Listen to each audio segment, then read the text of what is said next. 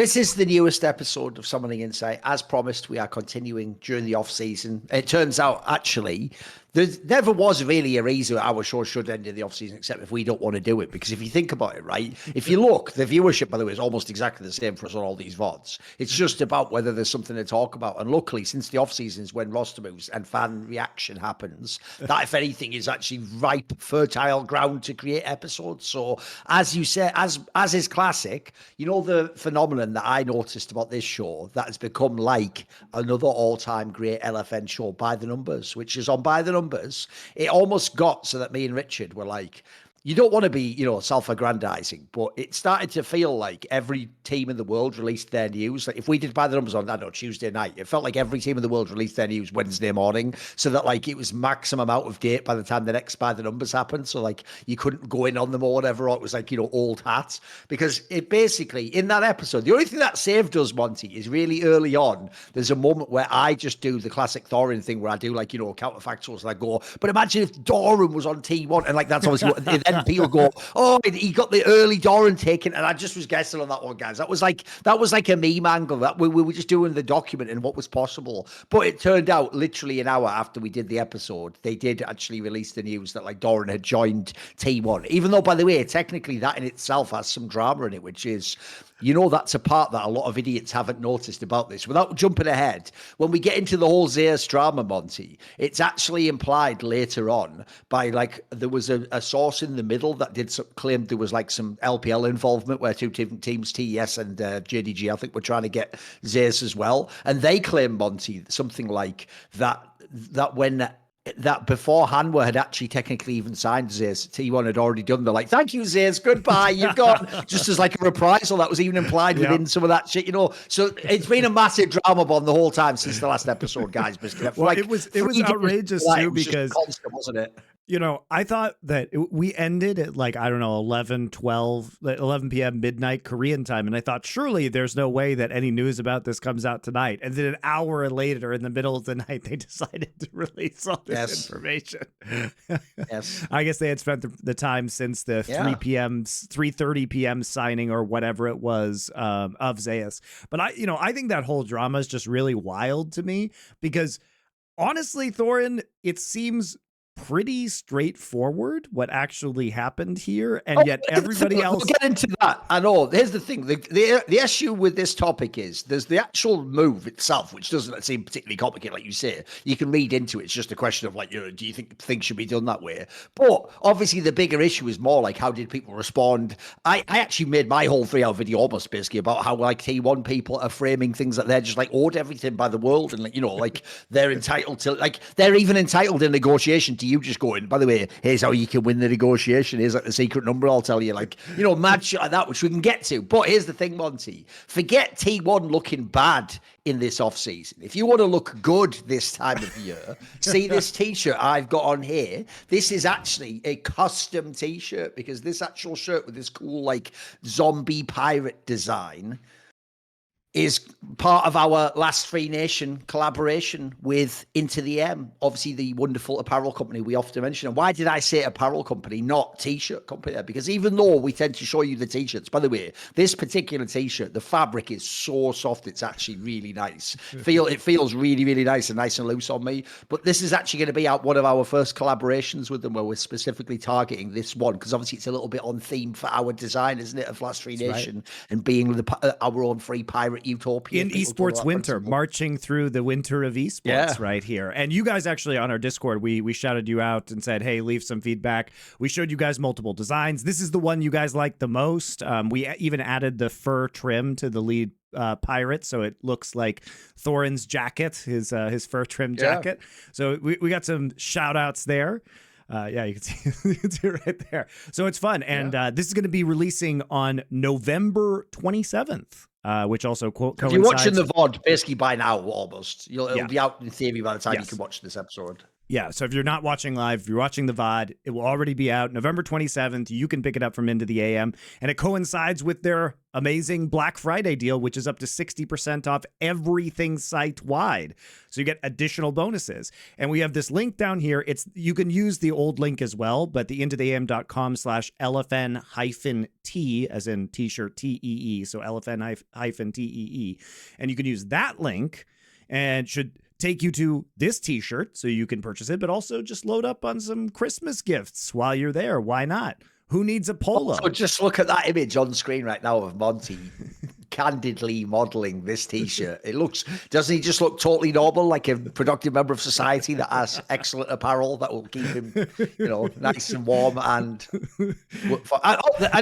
Monty, I'm not even joking. People are going to think I'm just chilling, but like the fabric is actually way softer than I expected on this one. It's really nice, isn't it? I had them put it on their vintage tee instead of the normal tee, which is like the kind of heavily washed. It has that feeling that's been washed a million times. It feels awesome. Yeah. So anyway, guys, if you want to support us, we do get a larger cut of this tee, so it's a great way to support us. And you can just go. It's excellent for people because it always stacks all the codes, right? So I get additional 10%. That's right. So if you use our LFN code, in addition to their 60%, up to 60% off everything site-wide, you get an additional 10% off. So excellent value on everything. Great way to get some Christmas shopping done, especially for the men in your family who might need some men's basics. Everybody loves that. So now's a good time. Thanks to Into the AM. And it's been fun doing this collaboration with them. This one goes well. I imagine we'll have more coming your way, which you can have input on if you join the Last Free Nation Discord. See, here's my joke. When you buy one of these t-shirts, which obviously you will do because you're both a loyal and grateful customer and supporter of Last Free Nation as an independent media outlet in this difficult media landscape, but as well as when you do that to support us, you'll then need to buy a second one because when you see your girlfriend wearing it all the time, you'll go, I wish I had my own. And so then you'll need to have two, won't you? So if you have a girlfriend, get ahead of the game, get two for this Christmas. There you go. Very good. I love it. No, that was selling out. That last part, the first part, I genuinely did think it was on. That part was selling out. That part there, of course. Let's talk about the Zeus stuff now, because obviously that's going to be interesting. Just purely on a gameplay perspective, evaluating this move it's huge for Hanwha Life. Hanwha Life obviously mega splashing out. Oh, but that's probably the worst part about this move, Monty. Like I say, it's actually how it was all framed in the discussion. Because, bro, you would think the way this was being framed, like Zeus was just sent to fucking Frederick Brion by his agents and he doesn't want to go there. Like, for even Joe Marsh's responses, Monty, were making it sound like, for real, like T1 is the only place that's like good for Zeus to be, if you know what I mean. Like, we're all just going to pretend for real, like, even though we speculated on this move, like, doesn't this, like, essentially, this is I think Dom made a similar point. I agreed, which is if a player leaving your team and then in theory, like, an equivalent player joining makes your team worse, it wasn't your team was better, that player was better. Like, this player makes Hanwha better and T1 worse. Like, why are we pretending like, Hanwha sucks? Because actually, that's the biggest part about this move is what was never even discussed in the T1 drama, which is the Hanwha side of it. Like, the Hanwha side is huge, Monty. And also, here's another thing, crazy idea. I know T1 fans will hate this, Monty, but this means fucking Zeus is getting paid now. He actually has like a nice big contract and all big fucking deal. So this is enormous. I actually think this is one of the biggest moves I've ever seen in an off-season. I mean, he must have gotten paid an enormous amount. And like Hanwha is definitely like deep into the luxury tax territory. They are almost certainly the most expensive roster at this point in time. We know they really splashed out on him because he, T1 kept coming back and like trying to bid up. And it seems like we'll get to what the agency did and said. Yes. But it does seem like they were coming back and they were trying to get more money out of T1, and T1 said, hey, we'll match the offer, meaning that they were lower than that offer earlier, almost certainly, or at least they believed Which, by the way, also means, Monty, that this now at the end, this is what I actually thought was very notable. I thought, Monty, especially because of how apologetic the agency was, even in disputing the facts, I thought what's going to happen here is actually the genie's going to go back in the bottle, which is because everyone has to exist in this Kesper ecosystem. The agency, because the move's done, basically, is going to almost imply, like, yeah, maybe we were, like, a bit unprofessional how we handled it, but obviously you don't actually admit culpability. You just sort of go, like, it could have been done differently, and we apologize for the hurt feelings and all that jazz. Because I actually think the weirdest part is, if you look at the statement by the agency at the end, Monty, where they gave that breakdown of literally like the dates of what was happening, that literally, it makes it quite clear. It can no longer be that both parties have a different perspective. T1 flatly outright said they made an offer and there was no counter offers made at any point. The agents basically say that T1 came back something like 3 or 4 times, Monty, with counter proposals and things. So someone has to be lying at that point in time. That's actually the part I thought was astonishing, is that the agency's action at the end, even though it looked like they were sort of agreed and being polite, like, we do sorry to T1 and all that, like, actually at the end, someone has to be lying in this scenario. Someone's not telling the truth. Like, in fact, factually, it was quite extreme. Either essentially like T1 offered one time and then got frozen out, or they were doing the deal the whole time. It just never got to where they wanted to. Who the fuck knows, right? I also will just add that, and I don't claim to know who's telling the truth or not, mate. It's fucking hard on this one. Yeah, it is. Everyone's motivated to lie, potentially, right? I think honestly, and insane T1 stands are not going to want to hear this. Here's my take before we go into why I have this take in breaking down all the evidence. I just think Zeus wanted to leave, guys. I think he just wanted to go to Hanwha, and he didn't want to have a confrontation with his old team. And what I think probably happened is that as well, because that whole thing about we want to meet in person. I took that as like, that's the T1 last move, because you try to coerce him in person with all the respect and the Korean shit, aren't you? So if I'm Zeus, by the way, in that scenario, Monty, I even speculated this. I either might tell my agent, or my agent might tell me, don't go to the meeting, bro. Like, that's the only way they'll get you at the end, is if you go to that bloody meeting, they'll lay it on thick with all the sob story. So if you just don't go, and if you already know, like you say in your heart, you don't want to join anyway, it's going to be awkward. Who the fuck wants to go? That's like having to go and meet your girlfriend in person and tell her why you're breaking up with her. Like, just leave it. Before we get to my take, let's talk about why Zeus would want to go to Hanwha. First off, Hanwha is the defending champions of the LCK, who did beat T1 with Zeus on it twice in both the upper and lower bracket in order to actually get to and win those finals. So if you're thinking, hey, I lost to these guys, but I'm a fuckload better than Thorin, how good could we be if I was on this team instead, right? And especially because I wouldn't say Zeus was the biggest problem in that series. Like, Peanut clapped Owner in some of those games. You said Zeus, but you meant Thorin. Yeah. Like, but I mean, Zeus in the matchups between Hanwha and T1 that happened. I see what you mean, right? Yeah, of course, yeah. Like, Peanut clapped Owner in some of those games, and I think if you're Zeus, it was probably a pretty frustrating series because you most likely felt that you weren't the reason why you were losing, and maybe you want a change of scenery. Because here's the thing, guys. All of the narratives around T1 are fantastic when they win Worlds, but they were literally one game away from not even making Worlds, and if that happens, there's no way T1 re-signs this whole roster. The only reason they didn't re-sign Zeus or make any of the moves besides the current long-term contract they had with Faker was because T1 didn't know what they wanted to do before they won Worlds. T1 was surprised they won Worlds. Themselves didn't have faith that they would win Worlds. That implies Monty directly, of course. Yeah. Like literally, you had all year to try and negotiate with these guys, and you could have locked here. If you're T1, by the way, you could have locked them up. If you really believed, you could have locked them up when they were at an all-time low during summer. And some of those guys probably would have been happy to get long-term contracts during that period. And the reason why Zeus waited to become a free agent was because they won Worlds and he wanted to test the market because now he's a back-to-back 2-time world champion and he's a super good top laner. And so if they had actually, halfway through the year, tried to negotiate a 3-year extension with Zeus, maybe he would have signed it at that time. But the thing is that nobody, T1 management included, believed that they would win the world championship. And so at no point did they try and make a good offer to them because clearly they were evaluating their options as well. And so that's the result of this. And do I blame T1 for doing that? No, that was the logical thing to do. I absolutely think that it would have been crazy for them to re-sign all of these players. Imagine how hard we would have been laughing if halfway through the summer split or right after summer playoffs, they had re-upped all the player contracts. Now, we would have looked dumb because they would have won Worlds. What's funny is at the time we would have said, probably the wrong move. You should wait till the offseason and sign all these big name players. But obviously the joke is that they would, in the end of the last laugh, they would look like geniuses, sign them at the minimum amount. By the way, there's another thing, about this whole move I found disgusting. It's presented, Monty, that this wasn't the right thing for Zeus, and the best thing for Zeus is to be in T1. And then I even saw the maddest one is I find a fan tweet, Monty, I put at the end of my video, where someone goes, think about how broken this guy's brain is to never be able to blame T1. He goes, Zeus, Owner and Gumayusi and Keria should sue Zeus because they all signed lower contracts with the promise that he was joining. It's like, so you're saying the org you love lowballed the fuck out of reigning world champions? Like, when do you start to hate the org? Like, when does the org become the bad guy here? Because that's the part I also... The craziest thing is this, Monty. As far as I can tell, for real, Joe Marsh and T1 think that when you win them 2 world championships, you're entitled to be lowballed, so all 4 of you can again just play with Faker, who makes $5 million a year or something. Like,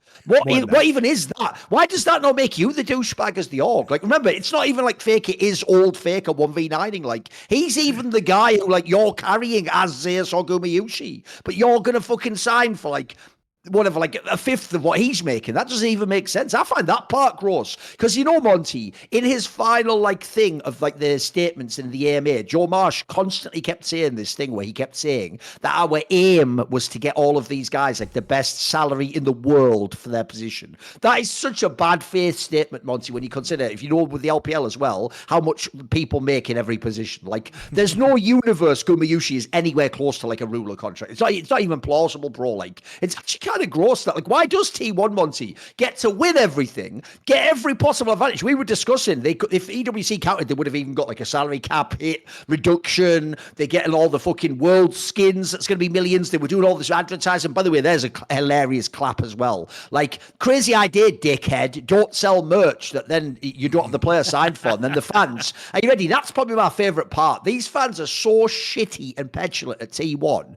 The T1 fans, guys, en masse, cancelled merch buys that were for 2024 merch, as in the one that already happened and isn't about next year. They're so bad, their own fans, that a T1 fan is the guy who go, you know what, here's the analogy for you, right? I'll give you the joke, Monty, is back in the day, I remember it was in the 2000s. There was a Stanley Cup where the Vancouver Canucks were up 3-1 and they actually lost from 3-1 and they lost in game 7. So unsurprisingly, Monty, because they lost in game 7 after they thought they were going to win, they rioted and burned the city up. And at the time I was friends with someone who's from Los Angeles and he goes, bro, at least they do it when they lose. He said when the Lakers win, they burn the city. Yeah. And I'm like, what? But when they win, what do you do when you win?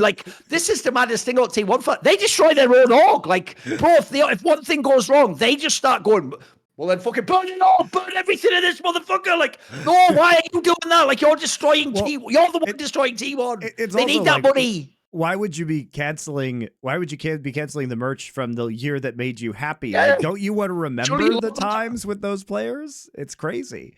But I think as we discuss this Zeus deal, the timeline becomes really important because that meme as well, Monty, of the mask of the guy laughing but he's crying underneath. They're all doing that hard cup of I love Thorin actually. Hey, welcome Thorin. Hey Thorin, I'm gonna have good day, you guys. There's no way you're hating him. You're trying to hate him. T1 fans, just wait until you see Doran's Camille compared to Zeus's Camille. You just wait for that Thorin Camille game. Go back, watch that one in the finals versus GenG. You tell me if there's a difference between Zeus's Camille and Doran's Camille real quick. I think you'll find there are a few upgrades that Zeus makes on your roster. But the thing about Zeus too is that, after they win, he wants to test the free agency market, because remember that on November 19th is the official opening of free agency. But until that point, Thorin, guess who has exclusive rights to negotiate with Zeus? That would be his current team, of which he is currently contracted to. That would be T1. And that means that, and Thorin said, no, I want to test free agency. Now, obviously Zeus. Zeus. Now, obviously there's tampering going on, because spoiler guys, There's always tampering. There always is, of course. There always is with everybody at all times. That's how these free agency things work. That's why players are signing, contracts at midnight the moment, or the morning of the 19th. If you notice, Monty, when we were at the stage where it was just like third-party leaks and hearsay, people kept doing this thing, Monty, where they were like, and he'd made his whole mind up within X amount of hours. It's like, no, that's just how long he had to actually physically start to sign. Like, and the whole point is, obviously, some people can make their decision up 1 minute before 9 a.m. on that day, Monty. Like, you've already had the conversation, it's just you can't officially sign, because it's not really that, like, you're not thinking about anything. It's just you can't act on the move, obviously. It's why I point out, by the way, that when you see these cheap esports leaks that are like, this player's signed with this, it's like, not, listen, unless they literally have signed a contract and been released from it, they haven't. Like, that's technically, that could still end, and like Fnatic could come in 1 second after the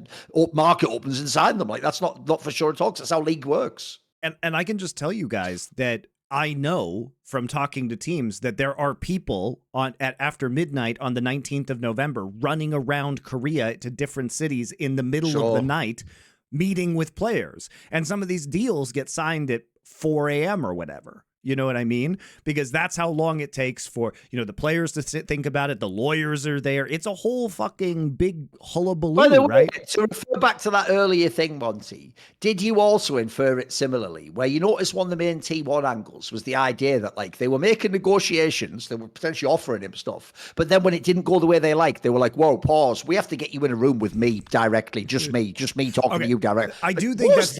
No. I can't believe fans were just ignoring that. That was so sinister. Bro, what was that? No. I think that's actually just common practice, and I do think that it's good policy. So here's the reason. So basically, before we skip ahead to that, here's the timeline. Hanwha obviously jumps on Zeus immediately. And by the way, it's not like this negotiation was zero risk to Hanwha Life, because they could have re-signed Thorin in their exclusive period, and Keen was already signed sometime in the morning of the 19th. So he was off the table. And remember, the top lane is pretty damn thin in LCK. It's like Keen and Zeus are clearly the best. Then there's Thorin, who's like substantially worse, but still good. And then there's literally everybody else. And so if you're not getting one of those really elite top laners, you're seriously trying to make a stab at winning worlds, it's going to be very, very difficult for you to make that run. But it is, basically Hanwha like called their shot, and they said, we're gonna let Thorin's contract expire, and like let the chips fall where they may, and we're gonna try and go after the whale, which was Zeus, who is the last kind of uncontracted player. And I'm sure HLE made an offer to Keen as well. Like, I'm sure they did that, but Keen was the first kind of domino to follow, and he was the one who signed with GenG. And so now we've got these two top laners in play, and HLE, I'm sure, was like blowing Zeus's phone up all night. So was T1. We get to the morning. It seems like contracts are being offered. T1 starts to send contract offers to Zeus. Now, the reason why I think the in-person meeting is necessary, and the reason why most of the time these negotiations are done in person, is because a negotiating tactic for the player and the agent can just be to sit there and let the phone ring and then wait another hour and then let the phone ring again. And so what happens is that the team that keeps calling is basically blindly negotiating against themselves. So they could be like, here's an example. They could be like, in the morning, they're like 9 a.m. It's like, hey, Zeus, we have $1 million a year contract for you. Zeus sits there. He doesn't meet them.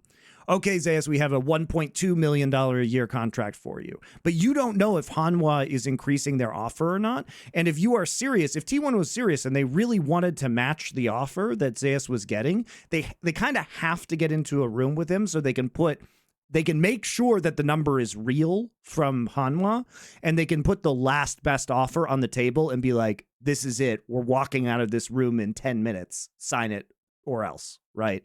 And so that's also the part I found weird, though, because you've waited till free agency to do that. So, for example, like while you're doing that, I can't be taking calls. Like, I can't be doing the Hanwha Life side of it. But remember, and the other part which people do ignore is, look, who knows whether it's hearsay or not, but it's implied some of the LPL teams were inquiring too. People also made this sound like it was just like you sign with T1 or not. Like, you have all these options. Like, to me, the real problem I have with this topic, Monty, is the most bad faith part of what Joe Marsh says is this notion that, like, it's like they couldn't know until the very end, like he's not joining. Like, bro, the second he says, I want to test the free market, and then allows the time to actually open on the free agency day, you already have to, in your brain, know you might have lost him. Like now, the second he goes to the free agency day, there's a greater than 0% chance. But he wasn't negotiating with them. You know, he just like refused to do it. So what else are you supposed to do, right? He said, well, is that even true though? Who knows?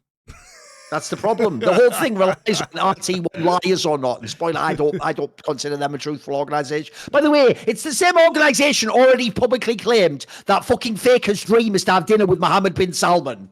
So I'm believing that org now, am I? About dates and shit like that, am I? No, I think I'll go ahead and say you're liars. How about that? How about them odds?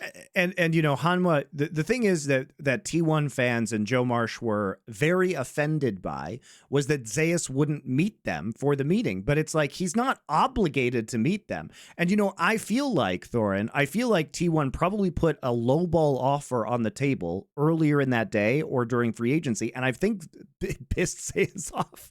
I think that explains why he wouldn't want to meet. And here's the thing: even if they were in that meeting and they matched HLE's offer.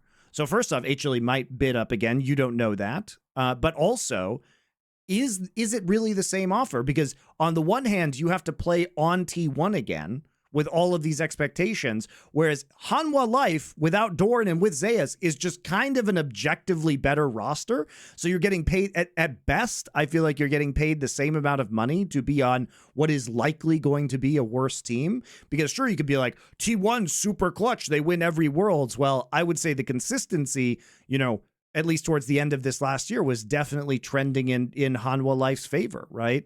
And this is their one point of weakness. If Zeus thinks he's that guy, then if I was Zeus and I like, well, I can do a fuck ton better than Doran. How good could this team be with the top laner as good as me, which was their major point of weakness? Maybe you are all in on that eventuality, right? So I think like it's not what T1 fans and what Joe Marsh, the way it came across was that if we had just gotten into that room and if we had just offered the same amount of money, Zeus would have taken our deal, where I don't think that's necessarily a foregone conclusion. In fact, I still think the Hanwha deal is better for Zeus. So I find this whole thing gross because actually in this particular case, like, look, I actually think the Hanwha is a better team for Zeus, but even if I'm looking at the deals, I'm just thinking of being in Zeus's position, Monty. I've just won my second Worlds, which, by the way, in the 2 Worlds we won, I was massively influential. I was one of the best players. In fact, I was arguably like the best T1 player the whole year, if you want to look at the whole thing. Like, who was better? What, Gumayushi maybe? That's about it. So to me, surely I deserve the following. A long contract to be built around. By the way, that's the other thing I can't handle. Why is it okay that they just treat this guy like he's disposable? Like, all right, well, you won Worlds, so I guess you can have one more year. No, dickhead. How about I go to an org where they're glad I won Worlds and want to build around me and make me the central piece, not old-ass faker who at any moment can retire, any moment can just disappear, leave the roster in the lurch, and we'll just have what Popey by this logic in the lineup again. So I deserve, 1, a long-term contract, and 2, crazy idea, Monty. I'm a 2-time world champion. Can I get the bag?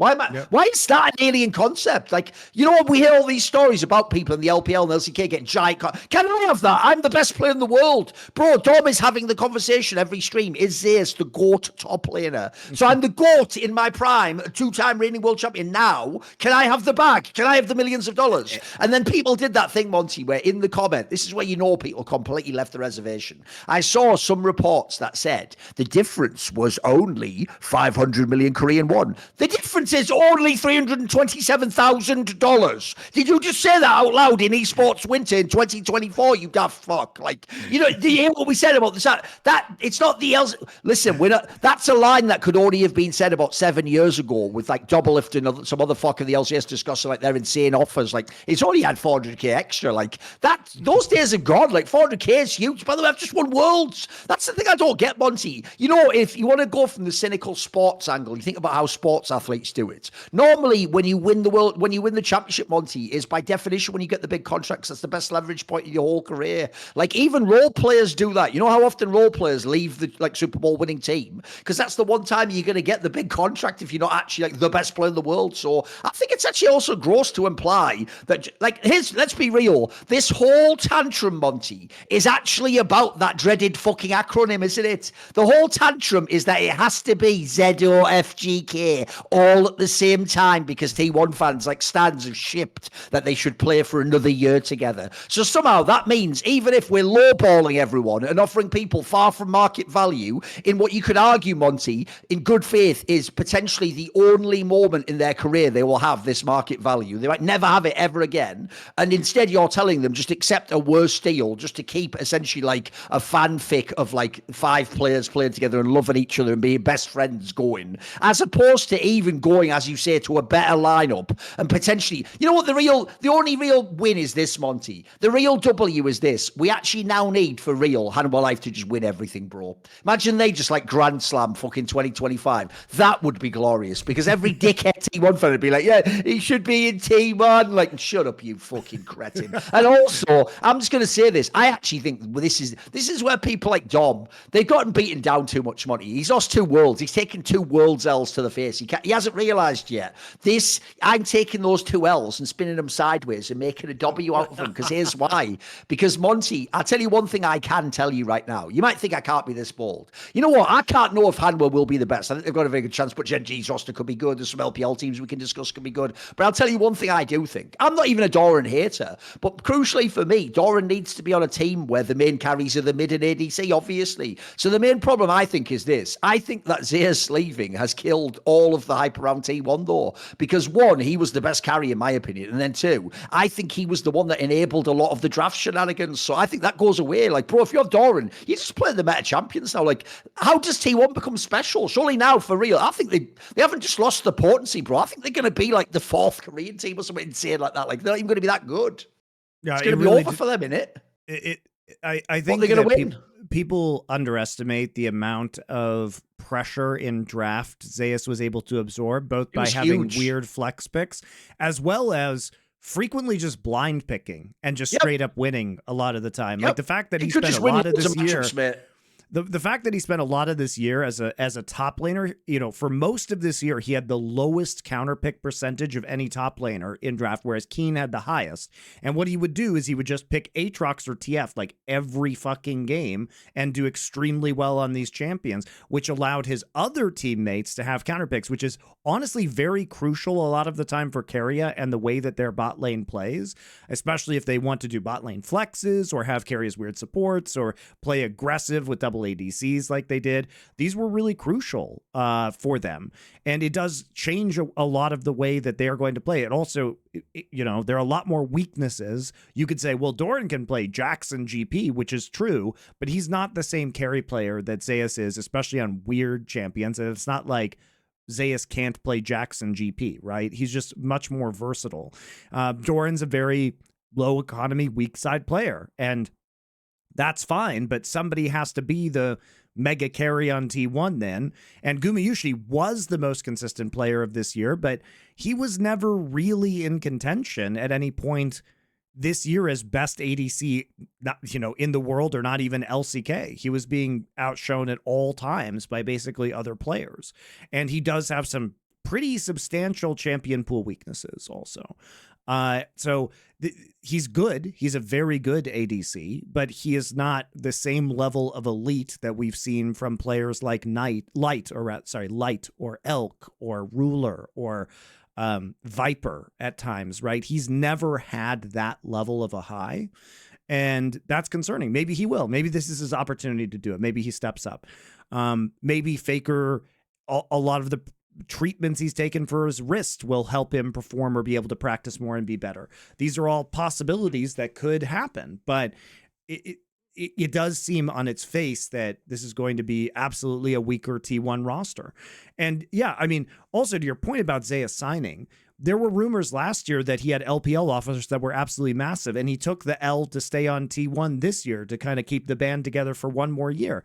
And he's not obligated to keep on taking the L in his prime. Like, you could say, well, T1 was going to offer him the bag, but as you say, somebody was lying in this situation, and the agency said publicly that they were coming back with counter offers to T1 as late as like 3:20 p.m.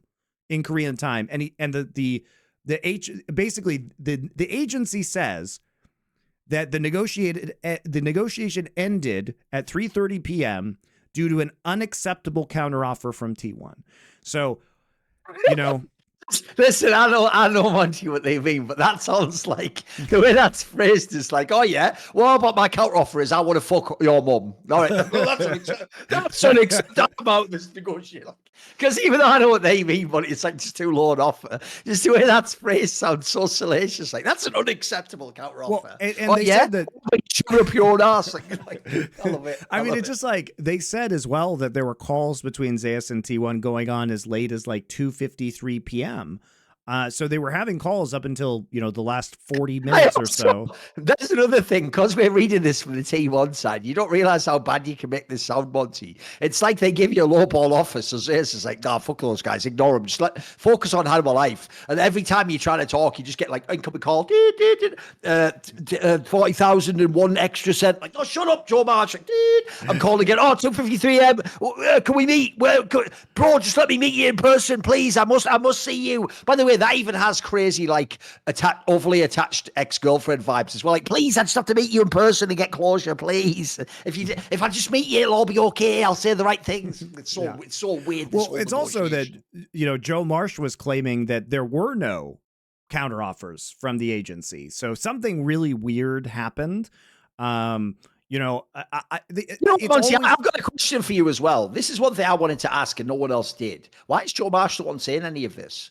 Like, first of all, notice every second of the story before his AMA wasn't about Joe Marsh. It was about this Ann Young guy or whatever, the COO, right? It was all about the idea he's like this person. By the way, even that was so weird, the way it was phrased, like some nightmare PR speak. Like, and he had to meet them because he was the one that was really passionate. He used to be in the back of vlogs. Like, what are you even talking about, you lunatics? Or, okay, so there's that weird angle. Like, why isn't he the one making a statement translated into English? Why is Joe Marsh coming along? And basically, as far as I can tell, go like this, Monty.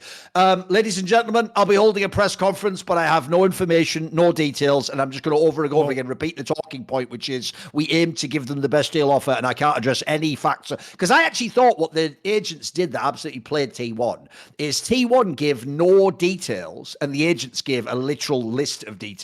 Right. By the way, Monty, even if it turns out the agents are wrong, they look like they're right in that one. They look like they win because they had a bunch of potential facts and like a timeline and stuff. T1 was basically saying, just believe us, but we're not going to give you any actual info to work with. Like, just believe what we're saying, that, you know, we tried our best and they didn't. Because in this scenario, I have to factor in, Monty, it's possible Joe Marsh just doesn't know what offers were going on. Maybe he wasn't on the ground in that sense. Maybe he was just told a report by someone else of what we're going to say publicly. Because I don't know, was this guy involved with the deal? Who the fuck knows?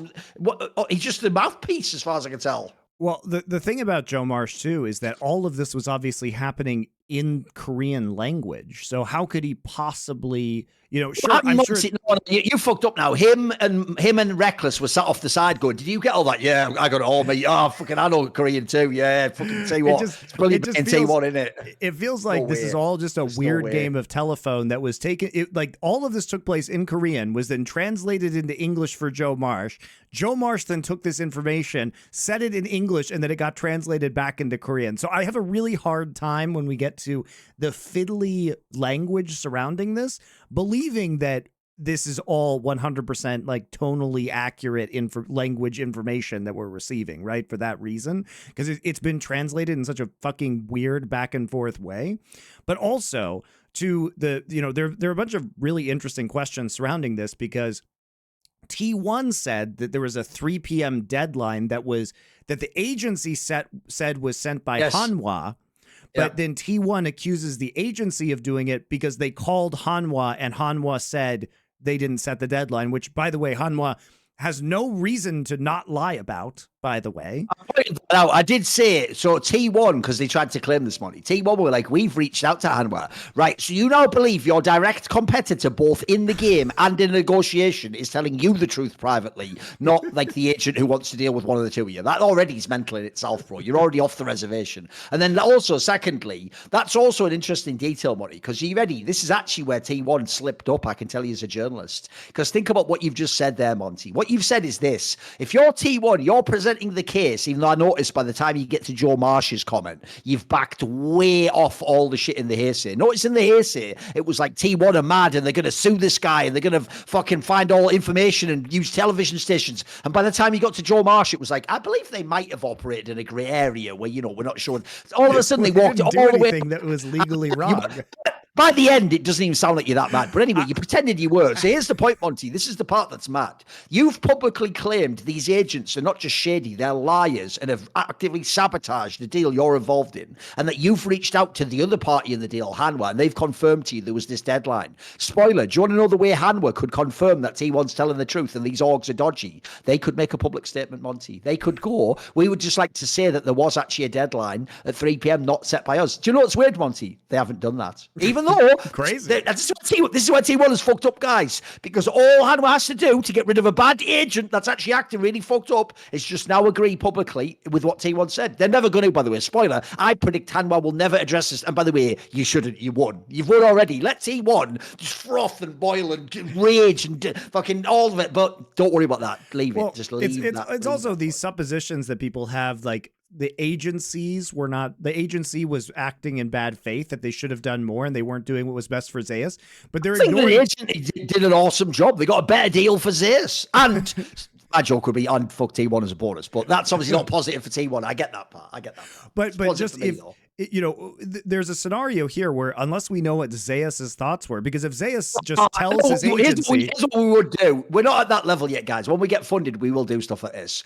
If what I would have done if we had funding was this, I would have had Dom via a green screen create a thing where the jokers, we were like, but who exactly is Zeus's agent? And then we reveal it's like, like it's like a fake Korean name for Dom, and it's like him in disguise, like all like we should just do a whole thing like that, like he was the mastermind the whole time behind the deal. That would be the angle, wouldn't it? Like that's what a hater he is. He's like he got Thorin into T1. That was Tom's ultimate revenge. That would be straight fire. By the way, Kelsey thought, even though I don't normally shout out, fuck it, enough years have gone by. Kelsey Moser actually had the best joke on this topic. Did you see it, Monty? No, I didn't.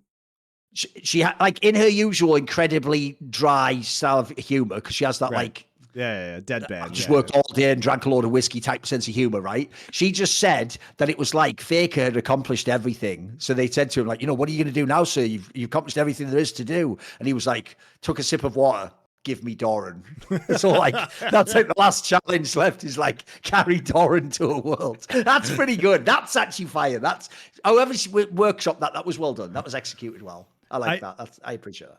I do think in Zeus's case, though, that we can really just apply Occam's razor to this situation with the information that we know happened, which is as follows. Here's the information that we know happened, okay? Zeus wanted to go to free agency for whatever reason.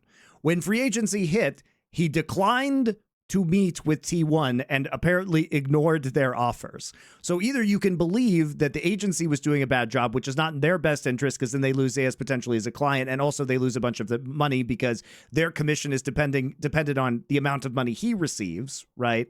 And so why would they do that unless like T1 was trying to like cut the agency out from that contract in some way, which then would disincentivize them, which seems like a bad negotiating tactic when you're involving agents because you want them to advise your client. So maybe they're like, maybe T1 fucked themselves in that way. Who knows? But for whatever reason, Zeus did not want to have a meeting with T1 and then just signed with Hanwha Life. Okay. So what I would say is we just apply Occam's razor to the situation. Zeus just didn't want to fucking be on T1. Now, we don't know, was that a low ball that they gave him at first? Was he like, hey man, I stayed on this team for 1 extra year. I don't want to meet with you because it's going to be super awkward when I just tell you no to your face. And there's no point in like you driving out to this meeting. So I just tell you that. So I'm just going to sign this deal from Hanwha. Maybe Hanwha offered him a fuck ton more money. Probably did. Even if T1 was good. Maybe he's best friends with Peanut. Who the fuck knows?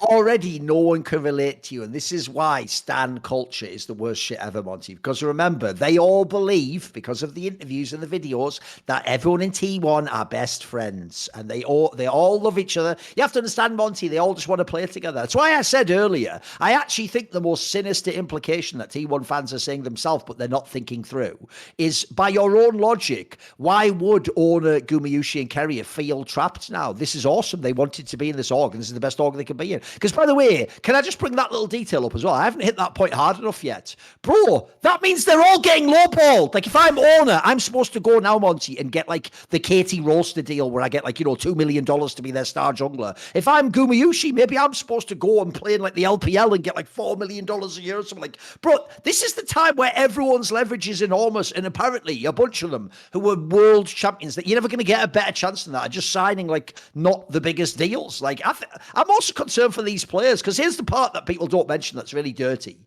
Here's the prediction for you, Monty. When Thorin isn't good enough and they just end up being like third and like a distant third or something in LCK, they don't win the title or make the finals. And so as a result, here's already when nobody's even, this is where, Monty, you have to be a hater like me and Dom, but no one's even thought far enough ahead. Are you ready? Here's a sentence that when I utter out loud, you'll go, well, that's obvious, but you haven't thought it through, T1 fans. Are you ready? When you don't make the LCK final, Monty, you won't be in that first fucking fearless draft thing. And then when you don't make spring, you won't be at MSI. You'll only have worlds this year in EWC. That's it. So already you're going to have way less of a T1, because everyone assumes T1's going to be in all these international tournaments. We all do. And then secondly, I'll just throw this out there. Once you have a bad year where you don't make any finals and you don't win anything, that's where Faker just goes, actually, it is time for me to retire. That's the end of my career. That's the end. Now, if you're Onigumushin, what have you got now, mate? You're just a guy on like you might even be on T1 in the future at that point. Who knows? Like, your career could be anywhere. Are you even a top player anymore? Do people want to build around you? Are you known as like a great? Do people just see you as the T1 demise? Like, this could actually get dark for everyone now, mate. This could be like this is like the moment it all changed. It could have had one last gasp, or it might just all go downhill now. I'll worry about that. Yeah, and look, like, maybe Zeus was being shitty and telling his other teammates that he was going to resign. Could certainly and then be true. Didn't do it. Like, there's true. a lot of Sure. angles this could go, right? Like, we don't know who's lying in this situation. Like, T1 could be 100% telling the truth, but even if we take everything that T1 said at face value, it could just literally have been Zeus being like, I don't want to be at T1 anymore. And his agent's like, okay. I'll just reference this. This is where it is actually glorious. This is where Reckless did me a favor, because T1 fans have to be Reckless fans because he was in their org, Monty.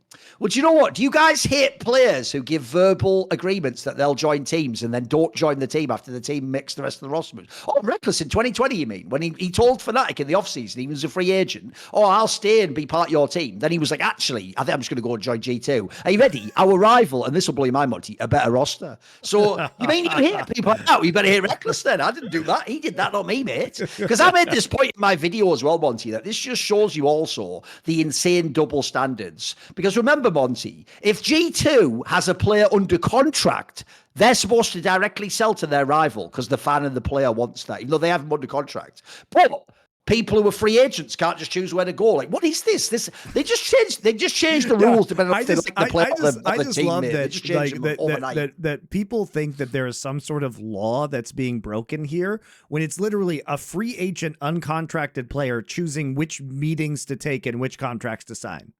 Right? He's not obligated to give T1 a meeting. He's not obligated to let them match the offer. He can do whatever the fuck he wants. He's a free agent. He is out of contract. So I think, what it comes down to is that T1 was baffled that for the first time ever, somebody had said no to T1. And they just really can't process this information. Yeah. Monty, this for real has that vibe of like a hot girl who's never been rejected. And she's wigging out that someone said no. Like, yes. She can't handle it. She's melting down. Yeah. She's like, but I'm just as hot as that other girl. Yeah, but exactly. I like this one more. Yeah. It's true. And this doesn't just have to do with Joe Marsh, guys. You have to remember that T1 has been the most prestigious esports organization on earth for like 2 decades. Okay, so this well predates anything that has happened. The reason why Comcast came in and bought this roster and like went on in the joint venture with this team was because that was the good team. That was the premier brand. This was where the prestige was. That's why they're here. Okay, and so it's not just it's Winter Worlds. It still is the prestige brand. It's not treated like that. Yeah, sure. But I mean, this is the T1 is the crown gem of esports. Period. In terms of, I mean, it is for real, Monty. Like legacy. Saying I want to leave the Yankees or something like that. Like some team you don't leave, essentially, right?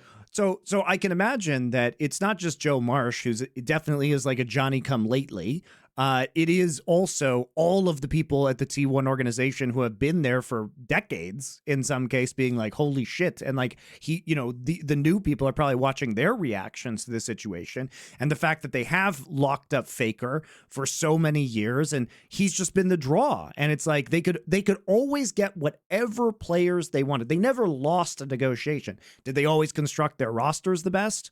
No. They didn't. Were there always the free agents available who wanted to join their team? No.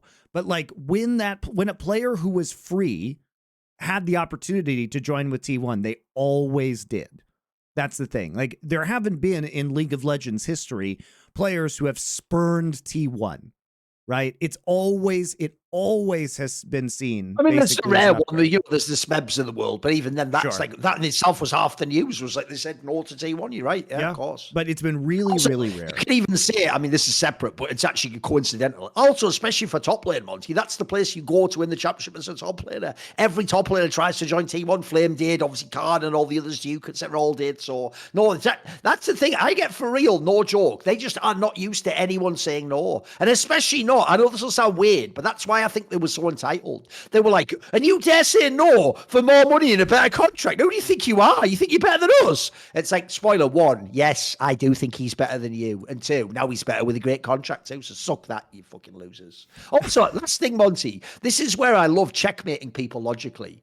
Monty, why is there a problem? Remember, if you're T1 the org, you can't complain because you're the one who made you're the one who made Zeus, right? You did everything. He was from your academy, and then you trained him and you developed him and you brought him up. So then just develop Thorin, no problem. By the way, Thorin already won 4 of the last 5 LCK titles, dickhead. Surely by your logic, if the rest of the team's as awesome as you think, and this is where I get the T1 fans. No, you guys said it's all Faker. Well, if it's all Faker and Guma's sick and Kerry is a god and Orna's got a great league in, then why do we need Zeus? Just have Thorin, no problem. It's all right, mate. Remember, I've been told, Monty, these people aren't even top players of their own right. They are just fakers, sand soldiers. Well, you know what? What's one sand soldier to another? Just have Thorin instead of Zeus. There you go. Use that sand soldier faker and show me how goated you actually are. There you go. So, by the way, I'll just put this out there. I'm not going to make a big thing because we don't care about the esports awards. Monty, they gave him PC Player of the Year. I know. It's outrageous. It's all right. Falcons from Saudi Arabia won esports team of the year. Yeah, but here's what's sad. Do you want to know an insane statement? That's more legit, though, because at least they do have other games they are really good. Sure, yeah. Top team in Dota and other games. You know, the different Overwatch, I think. The problem is, I said this before, bro, this is how bad we're getting now. Faker isn't even the best player on his team, and he's winning the best player in all of esports awards. And people are saying it to me, Monty. They're going, yeah, but do you see the way he carried Game 5? It's PC Player of the whole year, you moron. So anyway, we'll get bothered by that. We'll let that get to me. Because the only thing anybody ever watches is Worlds, so they just didn't watch the rest of the year. They missed summer where he was deeply unspectacular. But anyway, I also think that it's crucial to mention here because some people might be confused about how all of this happened, because the obvious question, Thorin, that comes up in this scenario is, all right, this is the year where the luxury tax is getting introduced. We're in the middle of esports winter. So can somebody please explain to me why both Hanwha and T1 are so eager to just spend into the luxury tax territory? Why are they throwing all this money out there at this time? And I'll tell you the reason behind this, guys, is because why people are so upset about this and why there has been this giant PR kerfuffle has been because this is a pissing contest between 2 billionaire families. We have reached the stage of traditional sports now, guys. And what is happening is that the billionaire family that owns Comcast and the billionaire family that owns Hanwha Life have people within these families that are deeply emotionally invested in the esports scene. So they are willing to spend almost anything in order to win. Okay. It has nothing to do with financial reality. It has nothing to do with sustainability, and has everything to do with billionaires trying to one-up each other. Okay, that is why this whole shit is happening right now. And you don't see this because these people are not public figures, but everybody behind the scenes knows that this is exactly what is going on. And it's the same shit when a very rich NBA owner like goes into the luxury tax to win a title. and to get, to spend the most money, because it's not logically about money at that point in time. It is about you have so much money that it doesn't matter. And what you really want is just to win a title. That's what matters. You're buying it, right? And so that's why this is happening. And that's also why the outrage is occurring. It's like, how could this possibly happen to me? How could they outbid me? But that's what's going on, guys, is that there are actual very, very, very rich people who are just fighting each other over Zeus. And that's why all of this drama is occurring. It's not about either of these teams making financially good decisions. So, yeah. By the way, I also do think, like I said earlier as well, though, the other thing I do think sucks is this is a bit like what's happened when people don't go to the LCS anymore. It has to suck when you are a Korean who's hit peak value, but now in the years when the money's going down, like I say, back in the day, 3 or 4 years ago, you might get like a $5 million contract out this month. This might be like your fucking payday. Whereas now there's only a few people. You can be like a ruler or someone to get that, or Chovy or Faker. But unless you're the absolute big dog, you're just not going to get those massive deals anymore. So I actually feel sorry for people like Zeus. Like I say, he's one of the most eligible free agents of all time. Like everyone should want this. Basically, by the way, Monty, unless you have Kane, you should just want this guy. Like unless you have Kane and Bin, this is the guy you want. Like even in the LPL, you want this guy. By the way, I actually thought that was interesting. The proposed potential LPL lineups. Like, there was one where one of them they claim is that he wanted, like, you have to get Knight as the mid laner, which is like that is a bit of a fucking mad stipulation right there. Like. Because that's like if I'm saying I'll join LCK, but you have to get Chovy. It's like, it's not as easy as just running out. It's not like I'm getting a fucking pack of Northwoods or something, is it, man? Like, it's pretty hard to get Knight/Chovy. But because if you remember, they were proposing to make like a top esports lineup with like Scout, but he wanted to stay in a team with Gala, even though apparently that might be true because now Gala might be an IG. So again, it sounds like the LPL has been cooking it. They're trying to make super teams constantly. Like all those big orgs are going hard. Even JDG apparently was in the bidding for Zeus. That's interesting itself. Maybe they're trying to repivot back out. Yeah. Yeah, I mean, the LPL rumors are still very much in flux right now, so we're kind of waiting for those to settle down. It is interesting, though, that Jun appears to be going to JDG, considering that he was the jungler they swapped to, and they're trying to keep Wei instead.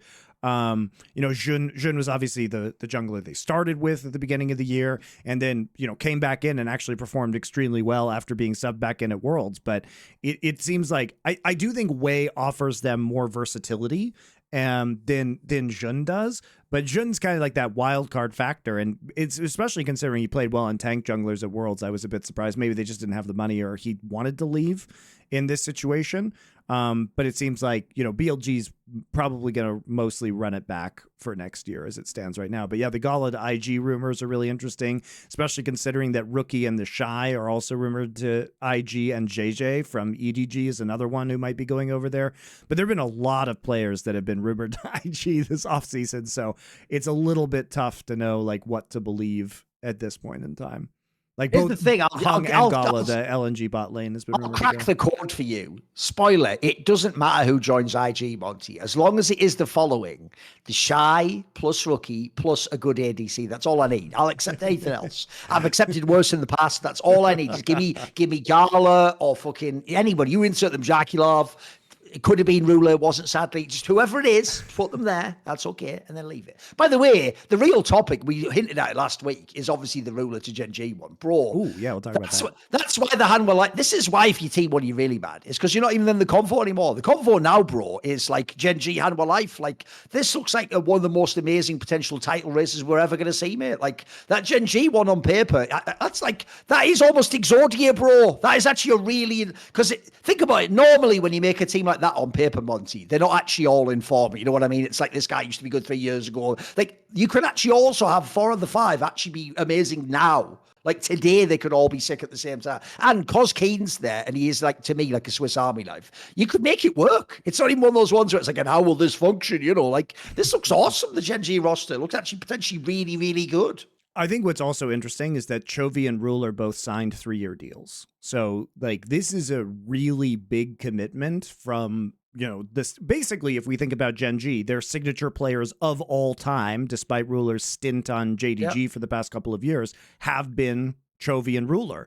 And I think it says a lot about the org that Chovy and Ruler are both willing to sign 3-year deals with this team, especially because almost certainly they are not getting the value that they could be getting other places, and they're willing to make a long-term commitment. And I also think it reflects probably that GenG has told them that GenG is going to constantly fight to build competitive rosters around them to keep them viable, that this isn't going to be a situation where they have literal like shitters surrounding them.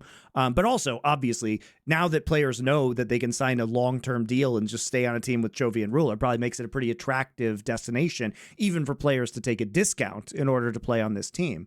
And by all, like, we know Keen is signed now as well.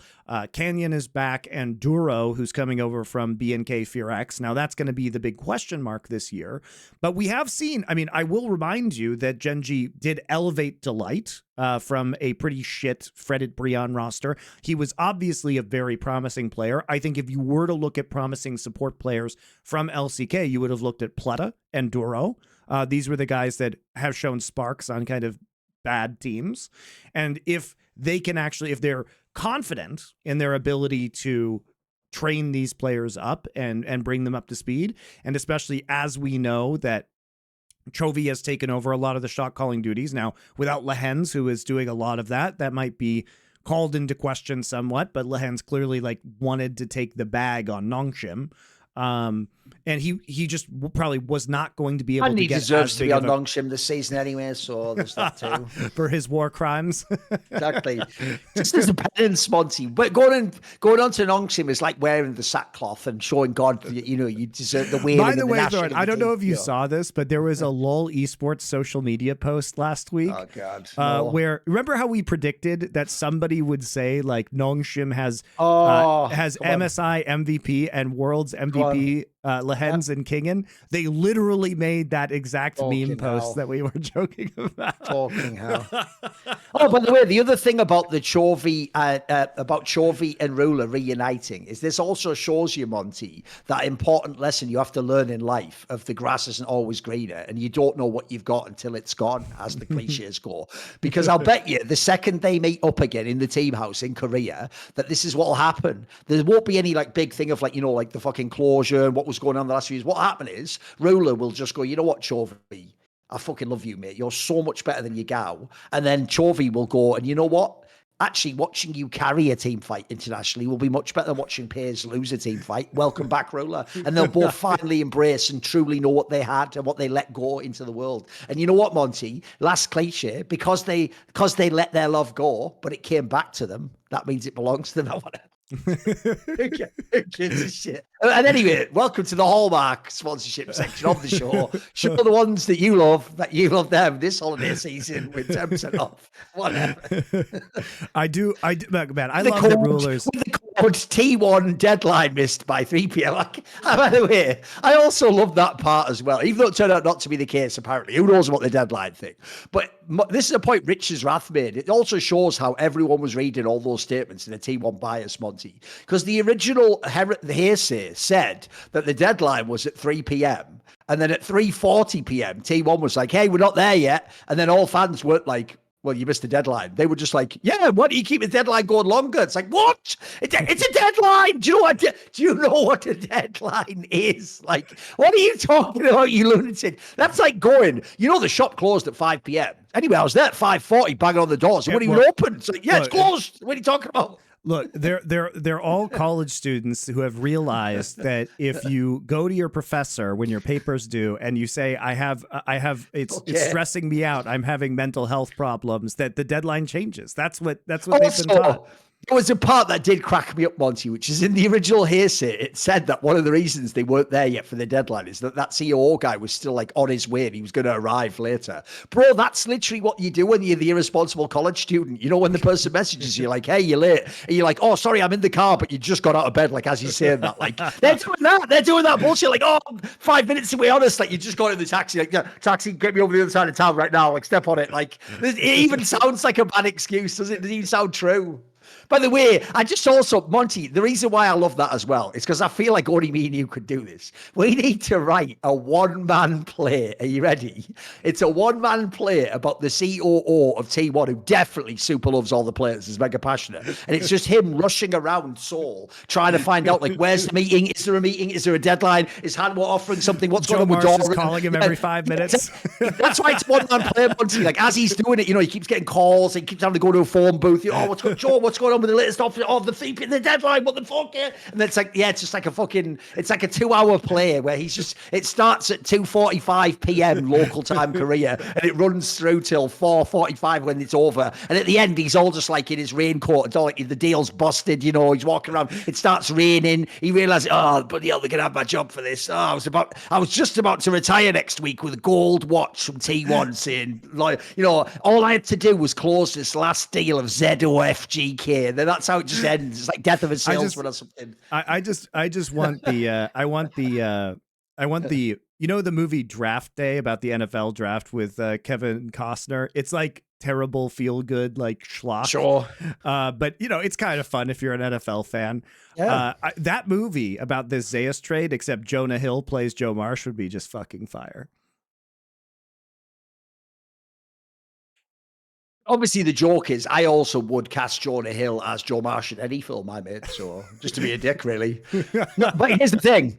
Not the current Jonah Hill. I want him to get all the weight back again, obviously. Then he can be in it. Like, I'm making him reverse Christian Bale. He has to gain the weight. I'm going to make him, this is really mean thing to say, but fuck it. I'll make him stay for a month with Jacob Wolf. Whatever, that's it. Listen. That's not even spicy for me. That's a smile. That's every day. That comes and goes. That's nothing to me. It's a little jalapeno. It's nothing. But anyway, back to GenG. This is a great roster. It'll depend on Doro. Like, I don't think you look at this roster and you say, Monty, can you even imagine though when that day was done and he actually had signed with Hanwha, like all the Joe Marsh, all the execs at T1 must have just been like screaming in the pillows, like. And they're like, we're so happy to get Thorin. I know. That's the worst part. They had to plaster on. They had to gaslight themselves, Monty. Like, this is fine. Thorin's pretty good. Hey, welcome, Thorin. I mean, they were even doing that thing, Monty, with the like crying, laughing meme. Like, yeah. They got like the crying underneath, like, the sixth cup is for you, Thorin. I also think it's just... You know what we should do? Listen, we should actually have Adania, the video editor, make a spoof reel like that for the sixth one, and the sixth one is for Thorin. Like, we should do a whole fake thing about. We should make the campaign as well, Monty. That for the next day, it's all about Thorin being the sixth cup winner. I think we should do that for real because it would troll them so hard, bro. Like, and also do that whole DOFGK and all that shit, the dog fuck and all that, like everyone's doing. You can do it. There's dog fuck is very funny. That's pretty good too. By the way, you guys made that. Fuck God was another one. That's another good one. You've fucked God too. You've done that. That's a pretty good one. Well, I think also this whole situation is just super funny because you also have to imagine that because they didn't know whether Zeus, but every time Zeus like refused to meet them, you just have to know that they were like trying to blow up Keen's phone. And then they're like, then they just get, guys, stop calling. Keen already signed with GenG. By the way, Monty, this will blow your mind right now. Do you know that because people just refuse to think of the perspective of Zeus and his agent, people were actually saying that it's sinister that they would let Keen sign first so that then like T1 could only sign Zeus. It's like, yes, that's called leverage. I want more leverage. You know what? As his agent, once I've already got Keen, who, by the way, spoiler again, I also think just wanted to be in GenG. He just maybe wanted a better deal. But once he's re-signed, if I'm now Zeus's agent, I've now got ultimately, like, by the way, I win it. That's good for Zeus because now the choice is Zeus or Thorin. That is better for Zeus. Like, you want that to be what they have to make the choice of. I mean, maybe it was malfeasance from the agency where they were like trying to up Zeus's deal, but objectively, maxing out both contracts is good. For all we know, by the way, guys, for all we know, Keen actually did have offers from both Hanwha and T1 on the table because I imagine those offers came in for him at some point, and he was just like, I want to sign with GenG. He already made up his mind. They had been in talks with GenG because he had that, just like Zeus, he would have had that negotiating period beforehand. And unlike Zeus, maybe he didn't want to test free agency as much. Maybe he got those offers and was like, nah, I just like being on GenG. I'm going to stick around with, with this team. You don't know. Like, nobody knows. And so if Keen is just like, I just want this shit over with and I want to sign with GenG, there's no need to go through this whole rigmarole. And especially because he knew that where was he going to go? Right? Was he going to go to T1? No. Just be objective about Keen. Keen's best opportunities are Hanwha and GenG. That's it, period. So here's the problem. Maybe he did want to go to Hanwha, but what happens, because remember, Doran has a history on GenG. What happens if Doran signs with GenG and then Zeus signs with HLE and then he's the one who's stuck on T1? Keen's a great player, but I don't think he's a good fit for the way that T1 plays, right? I think that Keen is the weak side guy. He's the counter pick guy. This is what he does, and I just don't think he gets that attention, or he doesn't get to play that way effectively on T1 with the other players on their roster. So I don't think it makes sense for him to go there. So if I'm him, I'm just like, well, I could be on GenG with Chovy and Chovy and Ruler, or I could be on HLE with Zeka and Viper. Is that what I would rather be with? And I think the answer is yes. So why wouldn't Keen just take his first offer, sign the GenG deal, and just be over with it? Let me ask you a naive question that a fanboy would think, though. Yeah, but you get to play with Faker, Monty. Is that a draw still? What do you think? I mean, not after this summer, right? He had a very bad summer performance. He's been injured. You don't know how long he's going to play. Chovy's on GenG for the next 3 years. He's not going anywhere. Maybe Faker will make a great recovery. Faker had an excellent Worlds. Faker deserved MVP of the finals. Faker was great. By the way, let me ask you just as a straight up question. I mean it genuinely. I just want to see what your answer would be. Why didn't they just give Zeus a massive deal? Like, just give him as many years as he wants and a really good deal. Why didn't they just give him a great deal, do you think? Maybe they did. He just didn't want it. Like, do you think they don't want to? Why? Like, what I don't get is, what are they still out on? Like, he's proven everything to me. Like, you just signed the guy. To me, he's like, it's a slam dunk to sign this guy. He's just the obvious player I want. Like, I'd want this guy for 4 years. I want to build my whole team around him when Faker retires. Maybe HLE offered him just a stupid, ridiculous, obscene amount of money. Again, none of this is logical because we know that this is billionaires fighting against billionaires for no substantive reason. So why did HLE do this? HLE has been wasting money for years. HLE had the second most expensive roster after T1 last year. Did HLE make money from their League of Legends division? No, obviously not. It makes no sense. They're a Korean-based company that advertising to the world market does nothing for Hanwha because they don't sell products into these countries, right? So the marketing spend doesn't make sense because they're already maximizing their marketing spend by being in Korea and getting coverage in Korea. So to spend a bunch of extra money to maybe win Worlds, like, it doesn't make you money, right? Even if you get that skin, it doesn't do anything for you besides provide prestige to the people who are running the team. That's it. And it's like a good time for them. So I don't really see the long-term benefits for Hanwha for making these moves. In the same way that SK Telecom is absolutely excellent marketing within Korea, it's not a telecom company, and Comcast doesn't have their branding on any part of T1 despite owning half of them. You know what I mean? So Comcast isn't getting marketing value out of this. The whole thing's absurd. It's absurd. It's not a sustainable business. It's just ridiculous chucking of money into a furnace, effectively. Yeah, but all I've got to say is hashtag T1 win. It's the way I can't even lie. I just keep my biases legit. I just think it's going to be glorious to see T1 in 2025. I'm just looking forward to it. It's actually not big. Here's the real sad thing, Monty. This is where I can't fucking win.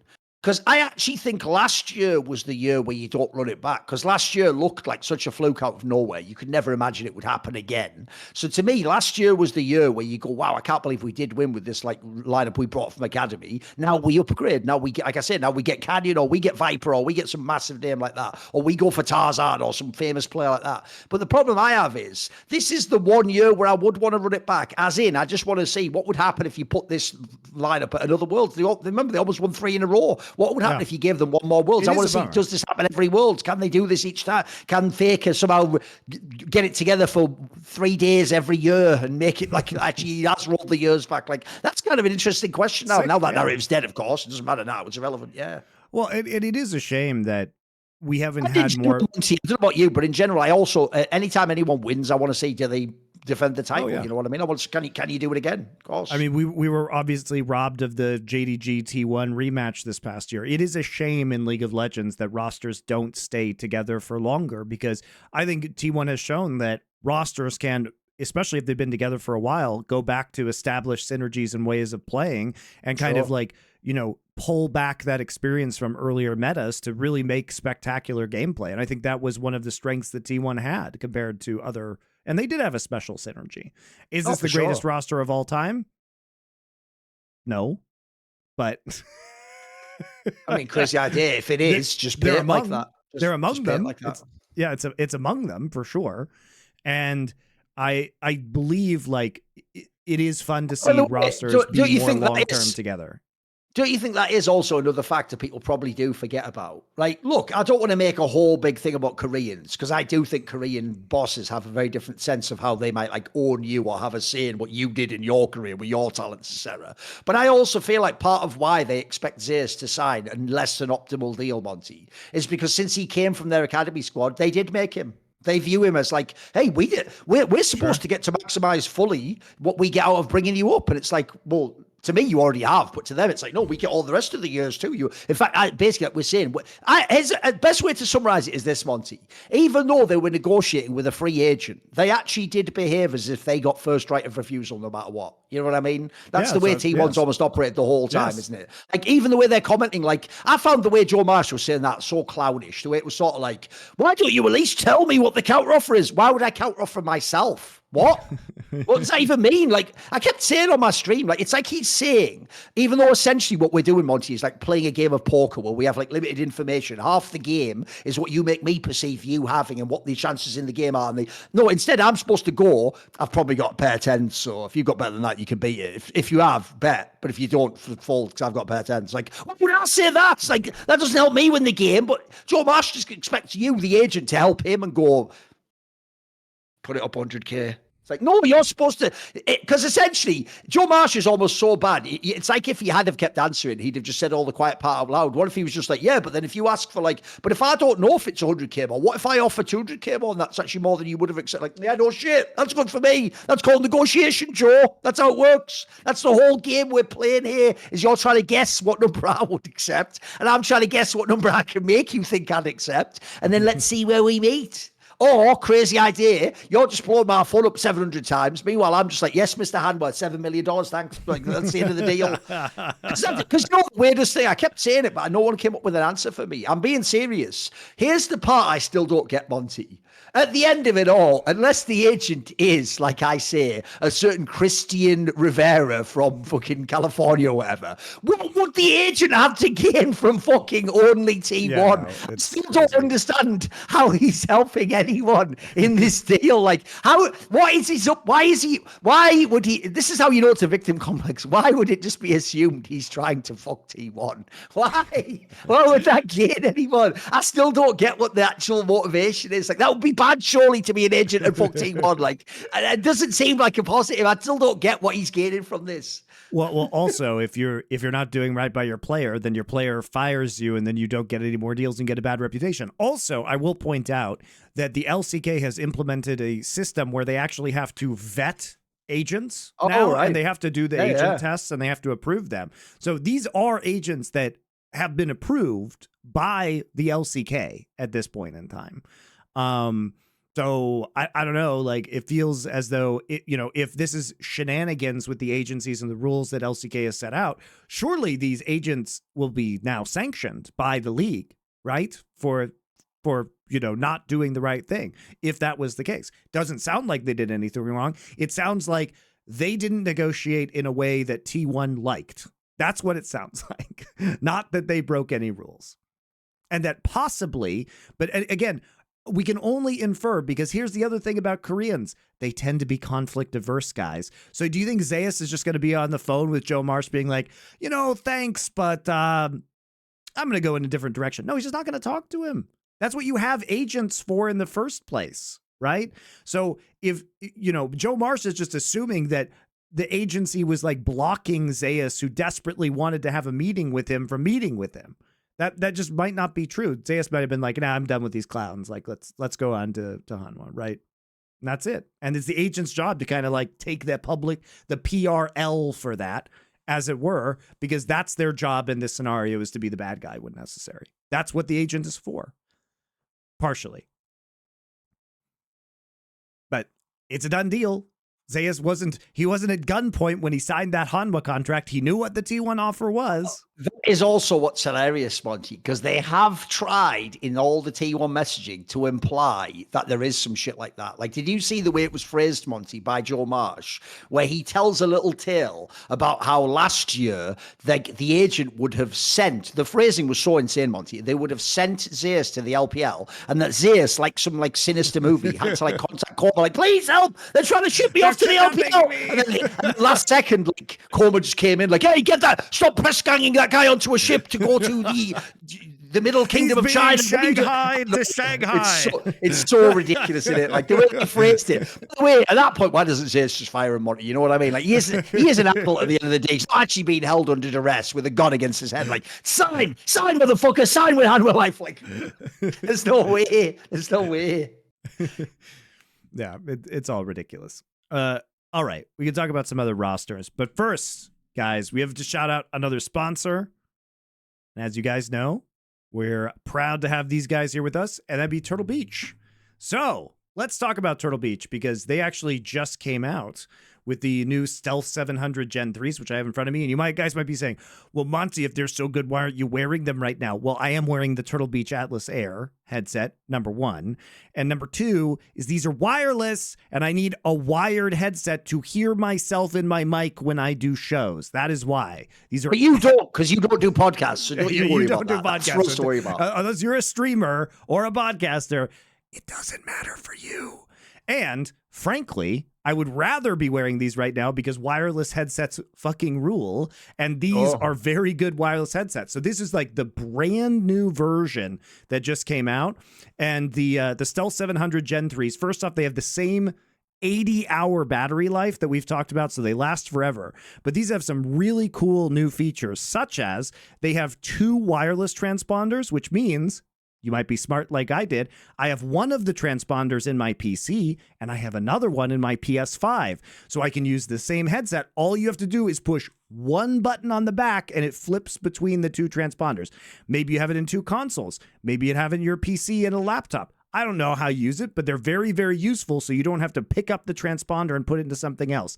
Not only that, but these have simultaneous Bluetooth connectivity, which means, let's say you're playing a game on your PS5, okay? You can connect to Bluetooth on your phone at the same time and listen to music, have a Discord call, listen to one of our podcasts here on Last Free Nation while you're gaming on your console. And not only that, but they have independent volume wheels on each cup, so you can adjust the mix in your ear between the wireless transmitter and the Bluetooth connection, which is obviously really fucking sweet. Also, audio quality is amazing. Turtle Beach known for their audio quality. So these new ones are absolutely fantastic, guys. I've been using them basically nonstop when I'm not actually doing the broadcasts and the podcasts. They have been wonderful. So you can check them out. We do have the code summoning that you can use for 10% off. But I will tell you this right now. They currently have a Black Friday sale where these brand new ones, this brand new model is $50 off right now. So you should probably go during this Black Friday week if you want to get the Stealth 700 Gen 3s. These are Spot us. And support us. Top notch. top notch. Also, great gift. And they've got lots of other things on sale too for Black Friday. I have this mouse. This is the Cone 2 Air. I love this mouse. If you have bigger hands, it's an excellent option. They sell keyboards. They sell flight sticks. They sell racing sim gear. They sell fight sticks. They sell like Xbox controllers. They sell everything. So if you need gifts for Christmas again, Turtle Beach has got you covered. A wide variety. If you want Atlas Airs, these, by the way, these are not just wired. These are open back. As far as I know, these are the only open back wireless headphones in the world. So if you like open back headphones, you can just pull this out. I don't know if that's true, but whatever. What's all? No. I'm pretty sure it is. Oh, you mean the fact that the wire comes out of it, right? I see what you mean. So wireless. So these are, you can also operate these wireless. They just have a wired option. Okay. So as far as open back headphones go, as far as I know, they are the only wireless open back headphones that are currently in production, which may be useful to you. It's useful to me.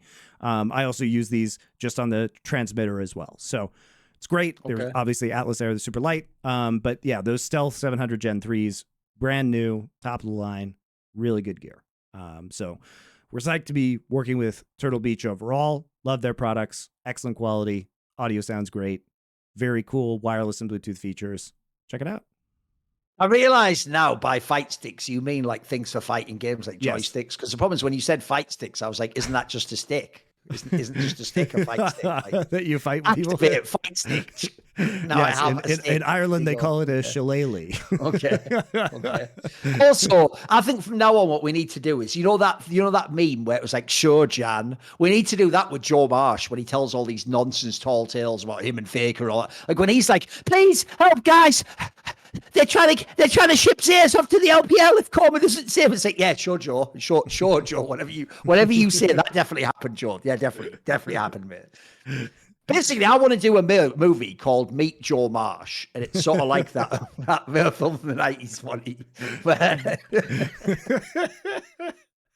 Anyway, whatever. You see the point. I know. You see where I'm going on that one.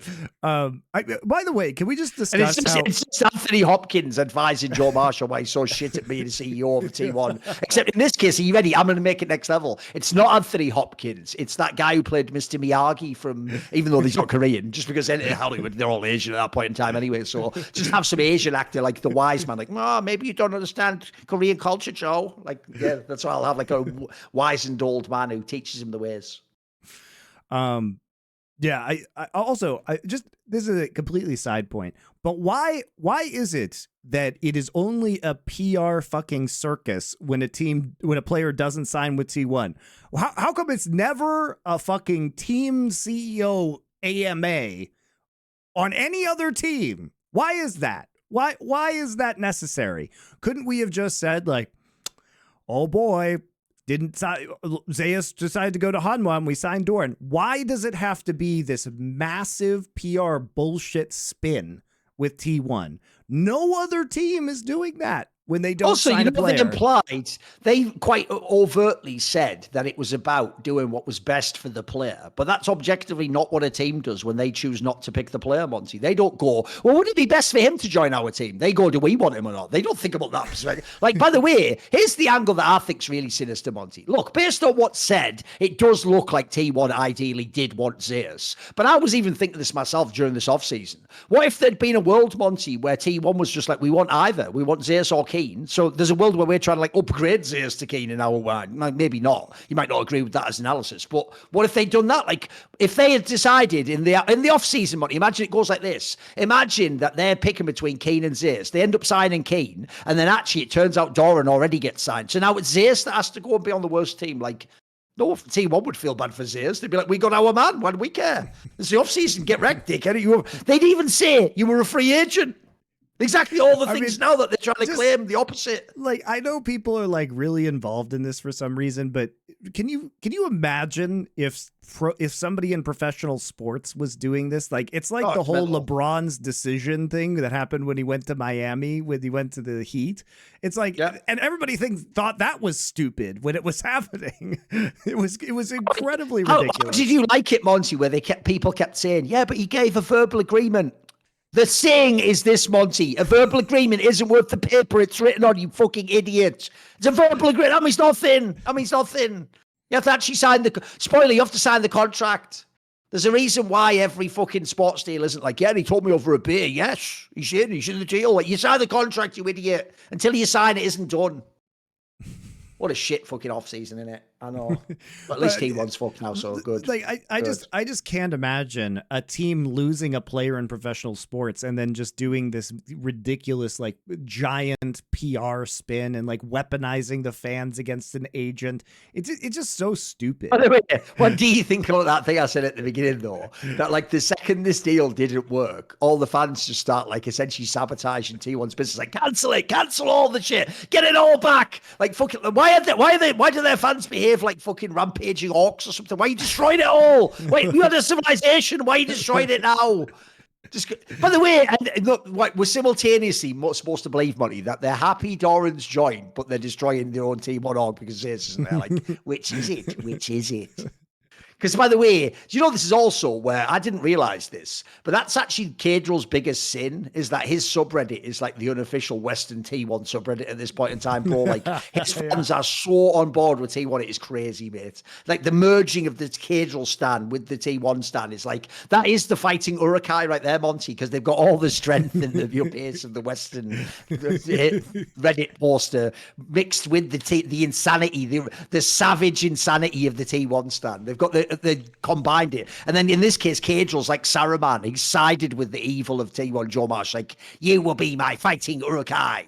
Who do you serve? Caedrel, the Rat King, Caedrel. There you go. That's what's going on. So speaking of Caedrel, what's your take Caedrel on Peoples his, or whatever on it's his, called? his like meme stream team in the Los Ratones one. Yeah. Because I think it's actually fun.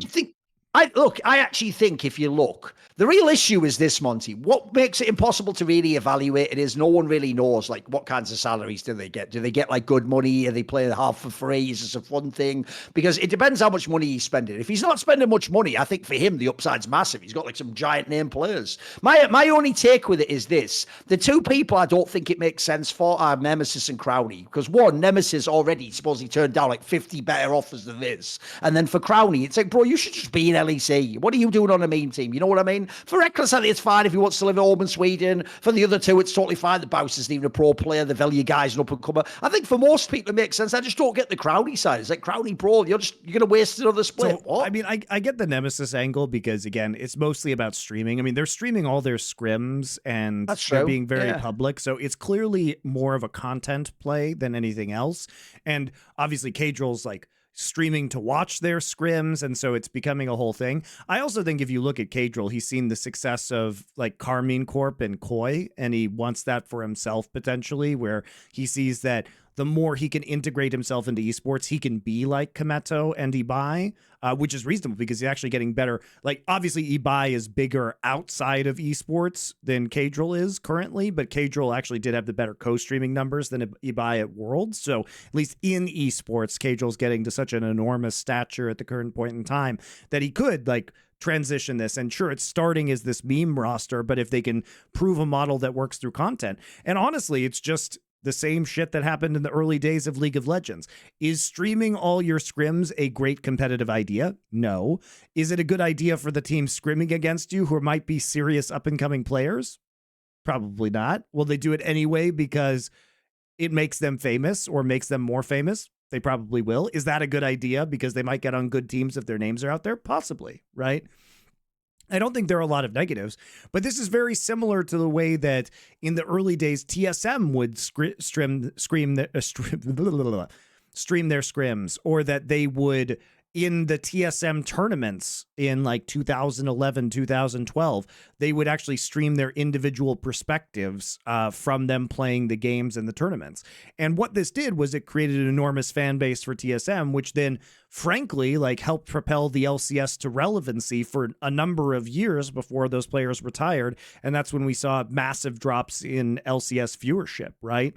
So I do think that a return to this in some ways is interesting. Now, obviously, the times have changed where back in the day, that was the way you behaved as a pro player, whereas now streaming all your scrims is not what pro players do, right? It's more of a professionalized sports ecosystem.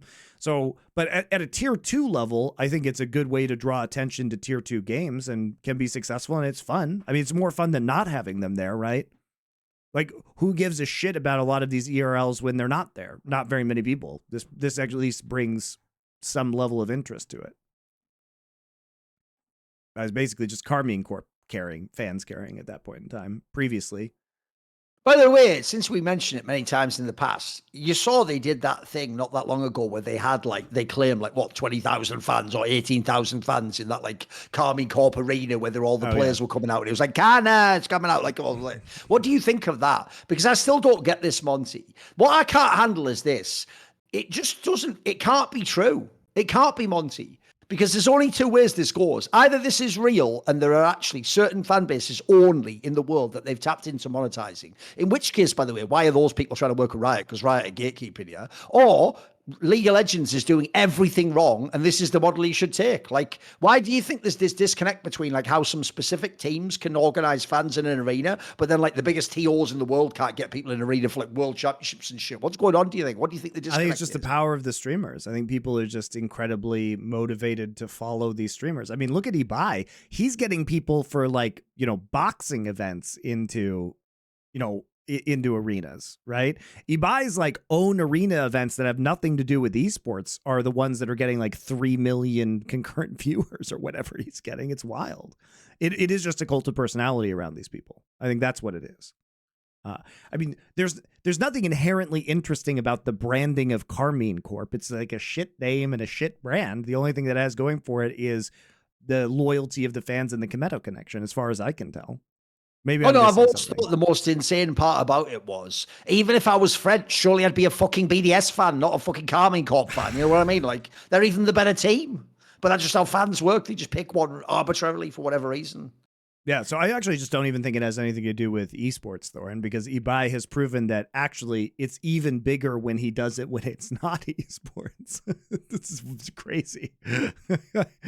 Yeah, it's crazy. So it's just these people have become the most important celebrities to this group of fans, I guess, more important than the actual pro players, which we're not used to because in our kind of OG models of esports, it was always the players that were the most popular, not the personalities who would sign the teams. It just feels kind of weird to have an owner of the team be more popular than the players that are playing on that team. There's not really a good analog for that in professional sports. I mean, even the most infamous or famous owners like Jerry Jones of the Dallas Cowboys, I still think he's less famous than the really famous Cowboys players that have played on those teams. I don't know, man. I don't get it. I don't get it. But I guess that's just how life is. I want to talk about something else interesting that is happening surrounding Riot before we go into some of the game updates that are going on, because there is a little note that Riot. So Riot, if you guys don't know how bounties work in coding, there are certain sites that companies can put bug bounties on for their software, or people to find deficiencies in their cybersecurity or their websites or anything like that. And so the reason why companies do this is they offer bounties to try and get hackers or people who are very knowledgeable from outside their organizations to find flaws within their software or their servers. And so what is happening right now is Riot has now put $100,000 reward to help them solve the T1 DDoS problem out there publicly for people to investigate Vanguard and the League client in Korea. But why this is so interesting is that you're muted. That's not even a third of the delta between a hand life offer and whatever. You get the joke. Whatever. It's all good. It's all good. Well, it's a good idea, though. It's actually a good idea. Sure. Offer, yeah. I mean, because clearly they can't solve the problem, and apparently it is still, even now, as of the last few days still affecting T1's ability to practice, because even though solo queue, I assume, is the premise, right? Because I always put that out. People always think it's everything. It's only solo queue as far as we know that gets affected, right? And also the thing is that it changed a certain. So it used to be that the T1 players themselves were getting DDoSed, but then basically, I mean, SK Telecom is a fucking ISP, and so is Comcast. So they basically figured out at the T1 facility how to prevent their players from getting DDoSed. But what now happens is that, as I understand it, the other players in the game with the T1 players get DDoSed, and so it ruins the quality of the game because other players are unable to play. So it basically just fucks up the ability to play the game. And what this means is that there is some way that the DDoSer is getting from somebody's like name in the client their IP address, and no one knows apparently how that's happening. Riot. It was Josh the whole time. He was secretly the one doing it. He's ringleader. Well, but how can he do it for the? How can he do it for the other players in the game? Right. That's the wild thing. So there is some connection between the players' in-game IDs and their IP addresses that is being revealed. And some people, and it only happens, I believe, on the Korean and Japanese servers. And there at least was, before Vanguard was implemented, another anti-cheat piece of software in there that may still be in there that might be causing this. And the other thing that, nobody's mentioning, but I think could be a factor, is that you won't know this if you're not in Korea, but basically there is a mandate from the Korean government that in games, especially in PC bongs, but actually in all games, it will tell you in the game. So you'll be playing like a game of League of Legends, and every hour in your chat in game, it will come up with something that says, "You've been playing League of Legends for 3 hours. Like, please remember you have a real life," basically. Right?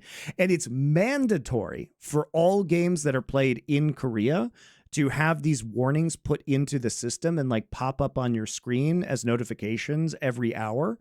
And I do wonder if that might be some of the issue, if there's some code that is attached to your IP address or because in Korea also, to make accounts in League of Legends, you have to use your social security number. So they actually know how old you are on your account too, which is they used to, I don't think they do this anymore, but they used to shut off your account at like 10 p.m. if you were like a minor. They would actually literally just prevent you from playing past a certain time. So I'm not sure if that's it. That's just my personal wild speculation. I don't have anything behind that. Monty would be, this is how you thematically tie in a joke. Back in the day, some of the original actual like work rights battles were actually that children used to be minors and have to go into actual mines. Now we're taking the fact that children are minors hundreds of years later and stopping them working too hard in a video game. That's how we've gone too far the other way. We're too soft as a culture now. Into Minecraft, so they digitally mine. Okay, there you go. So we can tie it all together. Exactly. That is, by the way, still one of my favorite jokes ever. That one where it's like that kids used to work in mines and now they actively choose to play the game Minecraft. It's like the children yearn for the mines or whatever. That's like, for the mines is the funniest. It's the all-time greatest, isn't it? I know. That's actually fire. That is fire.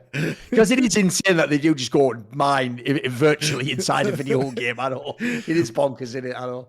That just makes me think that the next big money is going to be in some sort of like chimney sweeping video game that we can actually put out there. Or it's something like, you can tie the two concepts together, what we were just talking about with influencers. The modern economy, Monty, goes like this. You have to get streamers like iShowSpeed and Kai Cenat to do an on-stream marathon where kids go inside a game like Minecraft, where you actually do work in a sweatshop and you just make like trainers or something like. And he's like, "Come on, guys, who can make 100 Jordans?" and then they're the ones leading the big fucking charge. That's 1984 for you. That's the future. The future is Kai Cenat screaming into a webcam for the rest of history as your children work in a virtual Chinese sweatshop. There you go. That's your dystopian Blade Runner future. No, it's also funny how that works. Every time there is a dystopian future, it never is cool like Blade Runner or some cool sci-fi. It's always like really mundane and shit how it's implemented, isn't it? Like, it's never somewhat cool. It's just garbage, isn't it? It's just nothing. I want the cool aesthetic, I just wanted to bring up the bug bounty, because I thought it was interesting that Riot is now literally turning to anybody to stop this from happening after a year of it. I thought it had mostly petered out, but also whoever's DDoSing is very determined that this just goes on forever. It's kind of impressive in a sad way. It's secretly Zeus. He's the leak. He's the one who's telling them where he's transmitting his location at all times. So they're just DDoSing him straight up. And that explains it. See, Zeus was trying to escape T1. He couldn't do it at Worlds because obviously it was played on the European server, so they could actually get solo queue, which meant that, of course, they could play up to their true potential and win Worlds, right? But now that they're back in Korea. What they should do is, just as a PR win, they should lie and say that the first thing Thorin did was fix their network connectivity and they're not getting DDoSed anymore. And everyone will be like, oh, brilliant, oh, Thorin, Faker's not getting DDoSed anymore. Oh, yeah, I love Thorin. Yay, yay. By the way, even though it's so implausible, I didn't bring it up earlier, I will say, I can't lie, if somehow T1 did win with Thorin or for Zeus, then yeah, that would be banter. It's just not going to happen, is it? It's more likely the other way around. So I'm just putting that out there. And also, get ready, Monty. I made this prediction in my video, but if Zeus ever does lose to T1, get ready for T1 fans to act like he is the worst human to ever live, bro. They are going to shit on this guy so hard. He essentially has every Korean who isn't a Hanwha Life fan hates this guy now. He's going to have so much pressure on him in that sense. It's going to be nuts. But luckily, he is on one of the best teams now, so it probably won't matter. Probably just win the game. Jokes on them. So there have been a lot of changes that are being announced for. I actually want to ask you one last question, which is this is the last question that no one talks about with the Zeus angle. The coolest part to me is this, Monty. It's not that he didn't stay in T1, but he also didn't go to GenG. Zeus now has a chance to make his own legacy entirely. Bro, if he wins Worlds with Zika, no one's going to say it's because of Zika. He's going to get his credit. It's suddenly not going to be the Faker narrative overshadowing everything you do for your Zeus. He actually has a chance to have a very different ending to his career now, mate. I also think if people who aren't me believe that this past iteration of T1 was the greatest roster of all time, there's a non-zero chance that this Hanwha Life roster could challenge for the greatest roster of all time. Yeah. Right? I mean, I'm obviously not Zeka's biggest fan, but I think Zeka had a really good summer split. I still don't think he's elite on control mages, but maybe he somehow gets it. He's still young for what it's worth. I've never seen that from him, so I don't believe it until I see it. Even if he is elite on certain other champions, I do think the double AD carry game they were playing was very good this past year. I think Peanut actually had a wonderful Worlds. We didn't see the Peanut choke this time around. Itself, wouldn't that be fun? Now imagine, Monty, in draft, if Yone is in the meta, where's it going? Yeah. Well, we can take either. Both sides of the flex work. It would be sick, wouldn't it? Yeah. Or as you say, if the AD carries come back from mid lane, he could play the odd one of those. It could be interesting, yeah. Yeah, Delight obviously had a very good year. Viper is probably top 3 in his position all time. Yeah. I don't think he's number 1, but I think he's probably top 3. It's an immense roster. And this roster, I just think, even if you believe that Duro's good, maybe you say, hey, Duro's going to take a split to develop, and maybe by summer, GenG gets really good. I think if you just look at the first splits, everything the first 2 splits, I guess now, everything pre-MSI, it is honestly very difficult to say that Hanwha Life is not the favorite in LCK. I would love to hear a different argument. It's almost like Duro had to be added because you can't have everything, Monty. There has to be some balancing factor. Again, obviously I was in that bloody bazaar, and it's you see those 4 names. You see Keen, Canyon, Chovy, Ruli. You go, bloody hell, just put any 5th player. Literally do it. Obviously put a real pro. Oh, too late now. Not literally just any player with these 4. Because that's what? It's not even a known name, bro. How is it possible you can on one hand assemble that 4? Because it's the meme I saw some people making, but it is pretty funny. It is when you make one of those fantasy rosters, you have $10, make a team out of this. This looks like when you just use all the money on all the expensive players, Monty, and at the end you have to take the $1 player to fit the 5th roster, because who the fuck is Duro? Meanwhile, everyone else is goated as fuck in every other position. So that's the best part, is the actual contrast contrast is amazing, isn't it? You've got this one roster with the most insane super roster, but a fifth complete unknown factor. And then you have Hanwha, who in theory have like an insane flaw. Like they look like they can, like how bad could they even be in Hanwha's roster? You know what I mean? It's just too good. Like this that's why the real issue now is I just need the LPL to lock in their rosters, because this actually looks like it's sort of turned into an off season. It's way more exciting than I thought. Like I was worried it would just be some bad rebuilds. Like it's actually looking like the balance of power at the top is going to be enormous, bro. Like BLG angles interesting. Let's see the IG ones. There's some fire rosters being built. I think it's pretty interesting. Yeah, especially with the concerns about the lowering LPL salary cap, the salary cap introduction, the soft cap introduction, the LCK. There were some really, big concerns, I think, this offseason. And for the most part, we're getting rewarded with good rosters. I mean, I think the biggest thing is really like the mid-table of LCK feels like it's really stepped up. People are underestimating how big it is that you've got T1 there now. Yeah, exactly. You got a world championship roster in the mid-table, so it's pretty fucking good now, guys. Exactly. I mean, people are underestimating things like UCal coming back, which is definitely not nothing. Like people just didn't watch Thunder Talk. Like he's been really good for a while. It's just Thunder Talk was fucking terrible. There are fun things going on for sure. I think. The only thing is though, Monty, it did end up being a bomber that KT went from welcome ruler to Jockdam or Pays. Like that roster's so different. That roster's so different when you have those names. Like we were all hyped for it. By the way, BDD just can't catch a break, Monty. He just can't get a break. This guy can't get a break in his life. What's going on? I don't know. Like I guess maybe Pays had better offers from LPL, where he's almost certainly going now. But objectively, KT having Pays there would be a lot better. That's the spot you needed someone, yeah. And even if it's not Pays, how am I supposed to get hyped for Doc Jam? I'm not hyped. If it's an Aphelios meta, you'll get hyped, but otherwise you do have a rough time. What a world. You have a rough time. But like DRX with the UCal and like Juhan coming back and the Rich roster, it feels like a pretty okay mid-table team. Like I'm interested in watching that team. Which I would not have said about other mid-table rosters. Hambach going to Brion. That's another interesting one, considering he's like probably the hypest rookie coming from the KT Challengers. He's the jungler for KT Challengers. He's probably the most hype rookie coming into this split. Beryl, you're hoping that it fixes the shot calling issues on D+ Kia. And they do have Shiwu is another like up and coming prospect that might be interesting.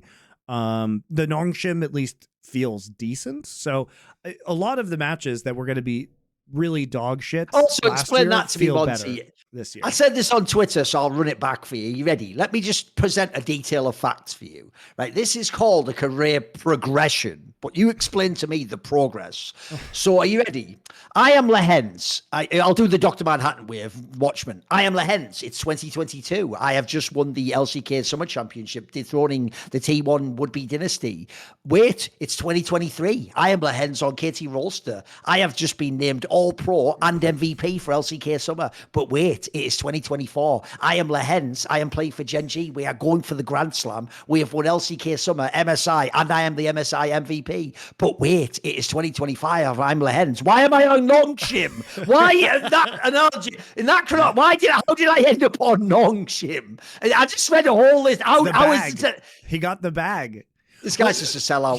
See what happened? He entered that egregiously. He just went, you know what? At this point in time, I may as well at least get painted. I just don't think like GenG isn't in the like billionaire pissing contest club. So they're a venture capital funded team, and they can't. They're very open about not being able to pay people as much money. And I think that when they agreed to like sign Ruler and Chovy for 3-year deals, and they got Keen and Kenyon back, I just don't think they had very much money left. And where's Lehens going to go? He's not going to T1 because Carry is there. He's not going to Hanwha because Delight's there. So where the fuck? He might as well get the bag at that point, right? Like he can either be on GenG for no money, or he can go get the bag. So I don't even blame him. The joke is, the LPL, maybe. Can I at least go in T1? They were like, look, we've already lowballed another world-class support. Like, we don't need you. Listen, we already tricked that guy in the side and thinking Zeus was joining. It's too late for you, mate. We don't need you. Get the fuck out. So I think it's rough going for Lehens, but maybe also this Nongshim roster was supposed to sign people they didn't end up signing, but Jiwoo's good though. I mean, Jiwoo is a very good player, AD carry. I think most people are pretty hyped about that. So at least he has somebody to play with. Now playing with Fisher, the team really has to be anything more than. It's how you know Fisher sucks, because if he was any good, it's right there. It's low hanging fruit, the Fisher King. But he's never going to be good enough that he's ever going to get that title, so they'll never be used. Don't worry about that. Don't worry about that. The King. I think the other problem is like who the fuck is supposed to carry this team, because they have Fisher and Kingen and a rookie. Like he's not a rookie ADC anymore, but a very young ADC. Like the veteran. Speaking of agents, can we just get a shout out for Kingen's agent? Because this fucking guy works. This guy hustles, bro. He must be like Ari Gold from fucking Entourage. This guy just doesn't work. Like, I don't know how he's doing this every year. They're just stealing more contracts. It's crazy, isn't it? By the way, also the genius of last year was mad. Like somehow they managed to get Kingen so that heading into Worlds, he was sort of on an uptick. People were gaslighting themselves like maybe he is good, and it was like I always held out like I don't know if I believe that. I'll wait and see. Then I watched Worlds. I was like trash, absolute trash. Because D+ was absolute garbage at Worlds, weren't they? It was just fucking ass. That was bad. That was bad. All right, guys. I do want to talk about the changes that are coming into the game of League of Legends and the Noxus theme stuff and everything like that, because I do think there's some intriguing aspects that will hit the professional scene. But first, last sponsor of the day, it's going to be Mando. Of course, they sell soaps, deodorants, deodorant wipes, different kinds of deodorants, stick deodorants, cream tube deodorants, whatever you want in a variety of very manly scents like bourbon leather and clover woods. It's been delightful to have them. I've switched to basically using their stuff exclusively. It's been awesome for me. They are not an antiperspirant, so they do not reduce or prevent sweat.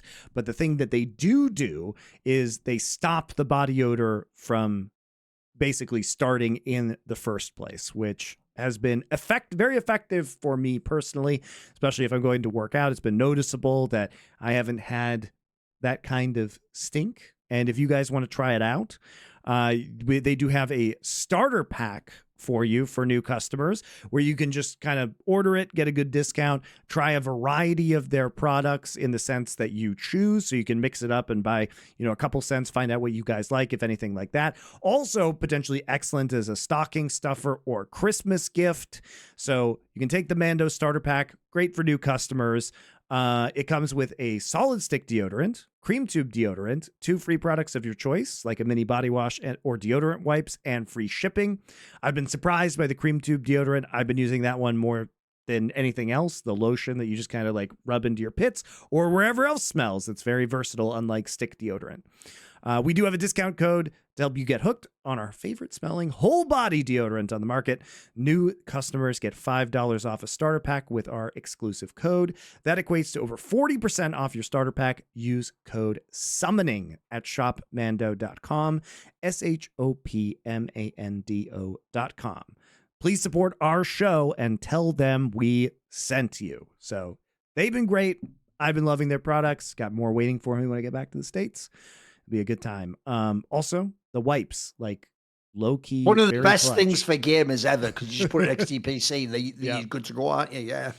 Yeah. And if you guys have been out in the wilderness, if you've been out at sports and can't like squeeze in that shower to have a function to go to or something like that, it's a great. If you're taking the subway back from the gym. It's actually an underrated aspect of gaming, because obviously gaming is presented as like you're just playing and you're not exercising. No, when you actually play a game and you're like under pressure in the game, you do sweat. Like that's just a function. I mean, by the way, if you don't know, guys, we do it when we do shows. When you have the lights on, you have to have your brain active. It's very hot. You definitely sweat way more. Yeah. So I also do think for gamers there's an undervalued aspect of having those wipe sections, because if you sat there for like 5 hours playing a big raid or something with people, you're not gonna have time to keep going to the toilet. Like you just use the wipe really quickly and then there you go. And it is very refreshing also. I've used it quite a few times now. So I like the soap. The soap is really nice as well. It's like a very pleasant flavor. It's not too strong, etc. I find it very pleasant, yeah. Yep. So check it out, guys. Very good product for you. And just go with the starter pack. Give it a try. See if it's good. It's good for you guys.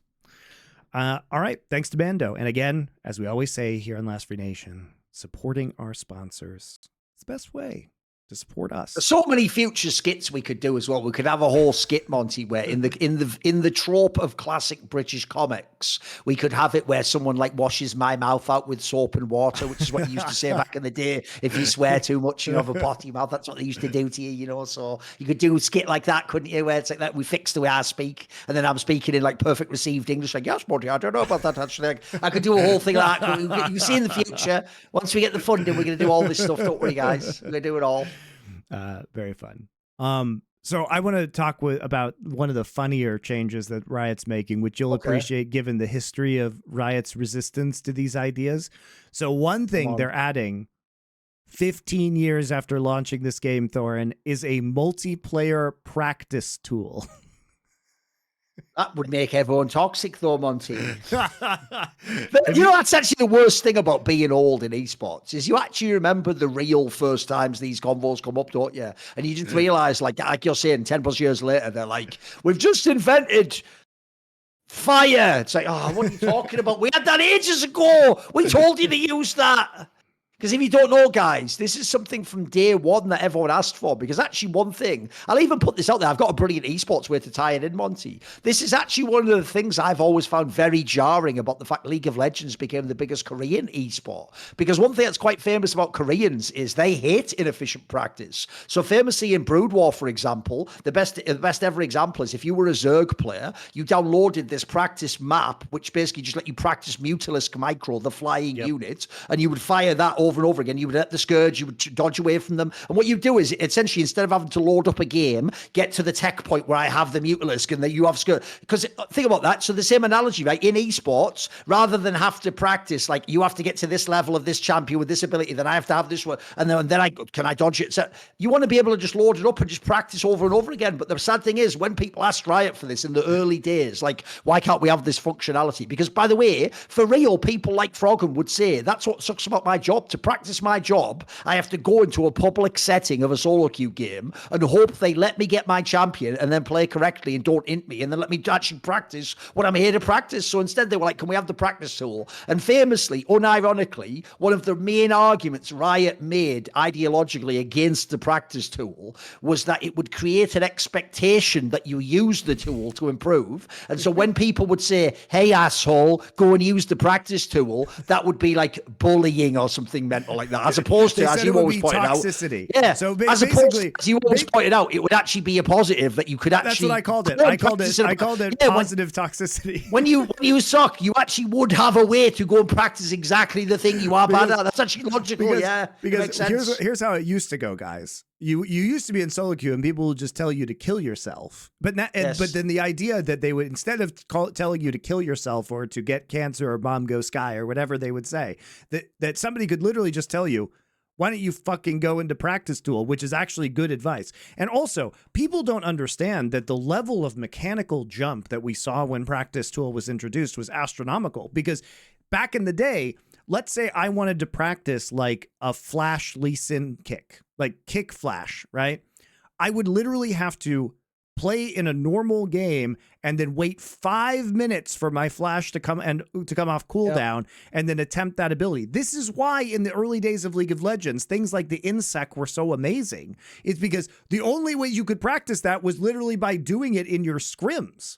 Or like having somebody in an empty server just practice that, and you'd have to wait for the Lee Sin kick to come off cooldown, the ult to come off cooldown, and then keep on trying it over and over and over again. It was extremely stupid. So the practice tool was actually excellent.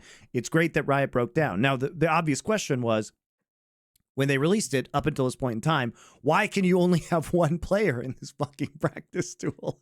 Because clearly being able to have multiple players in this practice tool where maybe you might, I don't know, practice laning or something like that against one opponent in a controlled environment. Taking a burn or something would be awesome. Think about the different things you could do. Yeah. Now, the next obvious question is, why don't we have resume from game states where you could take replays. I mean, what would be amazing, Thorin, is you take replays of professional games. So Riot releases the replay of the World Finals, and you can choose a point in time to chrono break into at any point in any of those games. So you could, as a professional team, practice playing out scenarios that the best teams in the world find themselves in. Now, clearly, that would be by far the best tool to level up. And honestly, it's probably the only way that teams will ever be competitive with Asian teams, because they can't get that practice anywhere else, right? And it allows you to control your practice environment in a very productive way that is independent mostly of the opponents that you're playing, right? In fact, you could do this with an academy team as well. You could do in-houses off of like the chrono break tool. So that's not being added. Let me make that clear. Now, that is, I will tell you right now, that is by far the most desired feature for professional teams to be put into the game of League of Legends. But this multiplayer practice tool is going to be helpful, even if it is like hilariously late in the lifetime of this game. But I thought you get a kick out of that. That the year 2025 is the fucking year we get a multiplayer practice. Oh, Monty, do you want to know one of my favorites of all time? Because this will blow your mind. Because Valorant's only been around like whatever the 4 or 5 years, I think it's about almost 5 years now, right? In Valorant, they're only just coming to the realization now that they're never getting the replays, Monty. They've only just sort of started to dawn on them like, no, they're not like delayed. They're never coming. Like that feature will never be a thing in your game. It's actually insane that Riot to this day maintains these standards, isn't it? Like half the esports industry can't run without these things, mate. Like we actually need these things in the game. We need replays. We need tools what you can use so you don't have to recreate a fucking practice game. Like this is basic tech at this point in time. Dude, I just get so mad because I consume content in the NFL. So I watch YouTube videos, right? Where I watch, like quarterbacks, coaches, and analysts do like a 25-minute breakdown on a quarterback's game. And I'm so jealous when I see the tools that they have, because basically like they have the wide shot, then they have, they have the all 22 shots, then they have the tight shot behind the quarterback where you can kind of see the field that the quarterback is seeing, and then they can telestrate in it. They can just like jump, they can load up a series of plays from the game and just jump from play to play and then switch all the camera angles around. And I'm like, wow, I learned so much about football watching this fucking video. Like, shout out Tim Jenkins, like amazing quarterback coach who does this kind of content that I watch. And I just sit there and I'm like, why the fuck in a digital game in 2024, almost 2025, can't I have a replay function so we can actually see and create content around what is going on in detail in these games? Why can't I control the camera? Why aren't there, I'm literally just stuck with this shitty broadcast feed that misses the entire the entire lane phase of most of the game because you're focused on only one small part of the map at a time. It's such a limited view of the game. And it honestly really does hold back a lot of the possible content that fans could receive. Now, the teams receive these replays, so I'm not going to pretend that it's holding back the professional scene, probably to a certain degree, because I imagine through releasing these publicly and allowing content to come forth, you could probably find some really good analysts that would then be hired by these teams and help them. Because right now, there's not really a pipeline for those people to develop in, because in order to get more knowledgeable about the game, to a certain degree, you already have to have access to these features. You have to have access to the replays. So it creates this weird catch-22. So I do think it like prevents teams from really identifying potentially strong coaches or analysts or people that could be useful in a professional setting. So that's a bummer, but it is outrageous that our lives are like this still. And especially when it's not like this is new tech, guys. This tech existed in fucking 1998. Like the replay tech has been there in RTS games. And you have to remember that League of Legends basically is an RTS game from a programming standpoint, right? It's a Warcraft 3 mod. So it is definitely possible and they have them, but it is really stupid.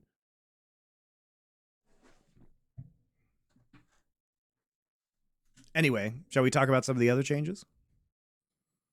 Oh, by the way, one thing we should mention, it's both self-serving and legitimately interesting. So they have launched that Caedrel and Shocks League Awards, and this is the self-serving part. We're nominated. We're actually nominated for like Creator of the Year or something like that. One of those like ones where it's like Last Free Nation as a group is nominated. So yeah, check it out.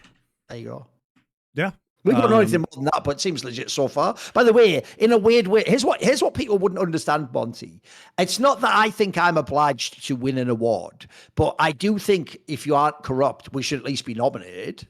Like, my problem with the esports awards was when they started not even nominating me as journalist of the year. Monty, there aren't 9 people in the world. Like, that's now there'd have to be 10 people in the world who are more relevant as a journalist than me. There aren't. Like, so at that point, you're just saying fuck Thorin. Like, whether we win or not's nothing. But the fact that we're nominated means in theory it's legitimate. So I think it's all cool. It also, to anybody who's paying attention in the industry, I mean, and to be fair to esports awards last year before they sold out to the Saudis and we called them out on it, and so are now ineligible to be nominated for awards that we should be nominated for. We were nominated for Esports Content Creator of the Year last year at Esports Awards, which, like, if we're really talking about who is creating content in esports, the volume of our numbers is insane. Like, we'll probably do 20 million podcast downloads in 2024 across all esports. We own the esports show of record, which is the Four Horsemen, because it's the most important by a large margin industry show that many, many professionals in the industry watch. And we cover the 2 biggest games. So it is, it's pretty crazy that we wouldn't be nominated for these awards, considering that we have a stranglehold on one form of media, effectively, which is podcasting. And we put out just a ridiculous amount of content within that space. So I do appreciate the nomination, though. Will we win? Absolutely not, because basically the fans are going to vote on that one, and Caedrel or Ibai is going to win, right? Obviously, but it is nice to be nominated. It is nice. By the way, I'm so bored of the fact that when I point out, yeah, but this player shouldn't win the award, people don't go, you're wrong. They go, yeah, but he's the GOAT. Yeah, but he did make a great play, though. Yeah, but he did win Worlds. No, does he win the award or not? Is he the player of the year, you fuck? That's all that we're asking, you fuck. The idea, just because you like the person, it's okay for them to win an award they didn't earn, is insane. Like, what I don't get is, people wouldn't believe this, Monty, but if my favourite player won an award that was nonsense, I would say this is nonsense. What are we doing? Like, you shouldn't win the award. Yeah. I think it's fucking ridiculous, mate. What are we even doing? Like, at this point, just cancel the rest of the year. All that counts is who win Worlds. There you go. They're the best. Doesn't matter what happens in other games either. It's just literally League of Legends Worlds. Okay, so let's talk about some of the gameplay previews, because this stuff came out today, actually, when we're recording, which is November 26th, from Riot.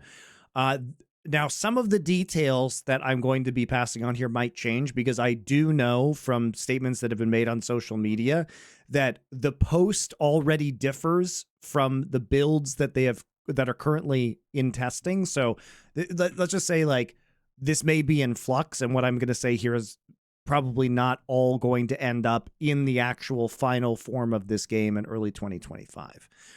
The first thing that comes up is, obviously, this is the first time that we've had like a map update beyond the normal Summoner's Rift since the art change and like since they deleted the winter map. So they're trying to split the year into 3 different seasons.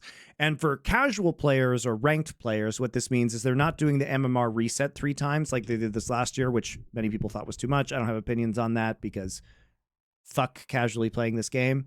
But what it does mean is that they are going to have like kind of distinct themes that'll change throughout the year, even if your full MMR reset isn't going to be happening.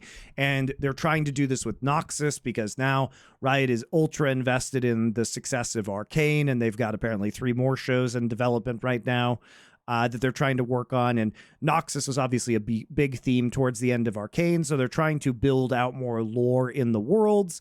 So you're going to see visual differences from Noxus. So they're changing the turrets to be Noxus like gun turrets, I guess. It's whatever. It's just a visual theming, guys, and it doesn't really matter. But the world we now live in is that Riot is the MCU, I guess, which is an unfortunate What place to I be. love is that already they've managed to underwhelm everyone. Because think about it, right? When Arcane, I didn't watch it, but I saw everyone was like, please, this is the best shit ever. Please just more. They were like, no, that's the end of it. Now there will be different stories. Like they can, Riot every time, Monty, is like this. They go, Mark, you're not going to believe this. I've just found this fucking golden goose. It's laying eggs. I go, fucking hell. Tell you what, that's brilliant. It's going to be a shame when we kill it. You're going to have to find another one tomorrow. Oh, I know. Imagine if we could just keep this golden goose. No, well, whatever. Ready for the golden goose food? Oh, brilliant. Oh, why not just keep the golden goose, you moron? You've got.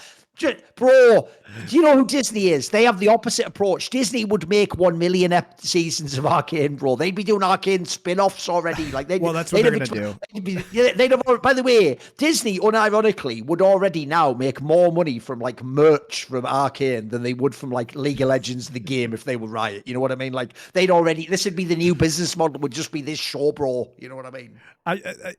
My favorite thing about Arcane, look, I do think Arcane is a good show. And look, the League lore sucks, so Arcane fixes a lot of the suckiness of that by actually providing, I think, a compelling world. And I understand, especially with the development of the MMO, why they're leaning into that. And if you want more thoughts about Arcane, head on over to Last Free Nation Culture, where Doe and I discuss that show. We had one episode come out after the first 3 episodes of Arcane, and we're filming another episode on this week, basically tomorrow, to talk about the final 6 episodes of Arcane. So if you want more full thoughts, just go over there. You can check us out on Last Free Nation Culture on TikTok, where currently a short about me talking about Yordle sex is going insanely viral. Enjoy that, I guess. But anyway, I do understand why Riot's doing what they're doing, and I think that they executed Arcane very well. But that's not the point. I mean, the point is they're clearly leaning into it. They clearly are trying to build out this sense of the world. They don't have that many ways to do it in League of Legends. So theming the rift around it is I guess the way that they're going to be doing that. And it's minor visual changes, but it is Noxus theme. Oh, so it's nothing in the actual game. It's just cosmetic. So there is something that we'll get to that is sort of themed this way. But yeah, for the most part, it's just a cosmetic look to the map where like the turrets are now big cannons. But by the way, since you mentioned that, I thought to myself, why don't we have more clips that do blow up? Think about all the edgy shit we see. You'd think we'd be going viral all the time. So I went to the Last Free Nations YouTube channel and I clicked shorts and then I clicked popular. Right here, you found the reckless one. Listen, these are the most popular ones. Here are the titles of the most popular shorts we've ever done. Listen, see if a theme emerges, Monty. Video 1, Reckless the Hypocrite. Video 2, Evidence Against Reckless. Video 3, Grabs on Coaching Reckless. Video 4, Froscorin retires from esports. Video 5, LCS isn't playing professionally. Video 6, Princess Reckless. Video 7, T1 of frauds without faker. I love it. Bro, it's the other way around. We're not the obsessed ones. You are. It's you at home can't stop consuming this content. You're all about. The joke is you're the ones. You fill out your own bingo card from things you want to see. You want to see us mention Reckless, faker, being frauds, being a princess, being a diva. You want all of it. You want Froscorin in there every now and then. You want it all. You want it all. I'm pretty sure the most popular segment of Power Spike is Fraud Alert. Oh, of course. I'm pretty sure. This is where, Monty, I actually am right that they hate watchers. Because you even see those comments now, like, you know, when like T1 wins Worlds, the comments will all be like, I can't wait to see Dom after I admit that. It's all just people hate watching. It's all hate watchers, bro. It's all hate watching. I love it. I can't believe how many were about Reckless there, though. There was about like the 7, like forward Reckless clips, bro. You'll love this, Thorin. From looking at the analytics, one of the funniest things is that the top Reckless clip, after Reckless won Worlds on T1, that just popped right back into the algorithm and started going crazy again, even though it's like 2 years old. The one about being a hypocrite or whatever. Yeah. Okay. Just got picked up by the YouTube Shorts algorithm for another tumble through the internet. You say he is a hypocrite, but didn't he just win Worlds and you didn't? You are jealous of him, aren't you? Oh, exactly. 41-year-old jealous man, obsessed, rent-free with a young 12-year-old Swedish child called Reckless. They're always children, I've noticed. All right, let's talk about some of these changes, because the Noxus stuff is mostly cosmetic, although they are doing some gameplay things. So basically, I guess the thematic element of Noxus that is actually affecting gameplay is something they're introducing called feats of strength, which basically they are taking. Are you ready? I know this is going to sound really sacrilegious, but for someone who doesn't know the lore of League of Legends, what is different about Noxus? Who's from Noxus in this world? What's different about them and the other one? They're like the battle-focused, it's Darius from Noxus. Who is it from that? Who's that? Darius, Draven, Ambessa, the new champion, is from Noxus. Okay. LeBlanc, these champions. There's a bunch of them. Swain. Right, okay. There's a bunch. But Noxus is heavily featured in Arcane because there's multiple characters, important characters that are from Noxus in that one, which is why I think, and especially because they're releasing Ambessa. And they're also visually reworking Victor to be like the Arcane version of Victor rather than the old version of Victor, which was the Soviet machine guy, into something that's a little bit more interesting, I think. Anyway, so what they're doing with the feats of strength is they are removing the additional gold you used to get from first blood and first turret, but instead they are giving you a permanent buff based on a best of 3 of first objectives. And this may seem weird, but what it is first blood now counts, first tower now counts, and the first of 3 epic jungle monsters, which means some combination of Drake, Herald, and 3 Void Grubs. Any 3 Void Grubs. So you could get 6 Void Grubs and it would count for 2 plus a Drake. That would be 3 epic jungle monsters. So basically, the team that gets 2 out of 3 of these, so that's you can get first blood and first 3 jungle epic monsters. You can get first blood and first tower. You can get first tower and first 3 epic jungle monsters. You get a permanent buff. And so there's 3 feats of strength. You have to get 2 out of 3 of them to get this buff. And basically it will give you a bonus to any tier 2 boots that you have. They have not released the full list of these bonuses, so there's no way to really analyze this at the current point in time. They gave an example, which is plated steel caps, which means that your boot bonus would be +5 armor. And then also, after you complete 2 legendary items, so later in the game, when you're at 2 items, then you also can spend gold to upgrade your boots further, which in this example would be, you can now get tier 3 boots that cost 750 gold, and the equivalent for plated steel caps, the armor boots, would be +5 armor, +5 movement speed, and a passive that after taking physical damage from a champion, you get a physical shield for 10% of their maximum health for 5 seconds with a 10-second cooldown. Now, that's obviously very powerful. But these buffs are basically, what Riot appears to be doing is to encourage more fights in the early game, and there is a mini game at play that will give you the permanent buff.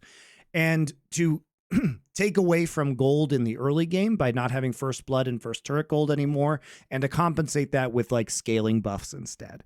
Obviously an interesting idea. How valuable this is going to entirely depend on the numbers and how good the boots are, which we don't know at this point in time. But one of the takes I have is that Riot has frequently fucked up a lot of their attempts to stop lane swaps, right? This might actually help stop lane swaps, because if first tower becomes an extra important objective to the scaling of the game in this way, then giving it up in a lane swap is a real risk, because that means the team has one of the 2 feats of strength that they need to get this buff. So it could be a creative way to stop lane swaps, if that means the other team is going to get that first tower. Also, obviously encourages aggressive play in general. You know, that's even one area where I will actually admit that the downside of this particular last Worlds was that Faker and the whole T1 narratives actually like dominated and drowned out all other narratives. Because, bro, what ended up never getting discussed, because of Faker's heroics, the finals just got presented as Faker saved the day. Like, what no one even discussed was the actual most interesting part about T1 at this last Worlds was how they were the ones who had like that grub meta where they were like obsessed with taking them early, and probably were the best at using them as well. Like, that was actually probably the main... What I said earlier in this year. Yeah. So I said earlier in this year is like they do the 6 scrub buff better than anybody. That would end up being pretty key. If you think about how they won the championship, absolutely did. So those buffs are interesting. One of the changes that I really like is they're doing respawning Nexus turrets now. So basically Nexus turrets, now no other turrets will respawn, but like inhibitors, Nexus turrets will now respawn, which I really appreciate. Because the problem is that I don't like a lot of rubber band mechanics in League of Legends, but it does suck when you have a close game and you lose your Nexus turrets because of the prevalence of teleport at the professional Anyone level. can just TP in if we lose one guy in a fight at pretty much at that point, right? It also prevents teams who are coming back from like fighting for a Baron or an Elder Drake because they're just like in their base with super minions, and it's it's just annoying because the team that is going to lose is still going to lose 99% of the time, and if you lose your Nexus turrets and if you're like down 2 inhibs, it feels like there's no way you can stabilize that situation. The backdoor just exists forever.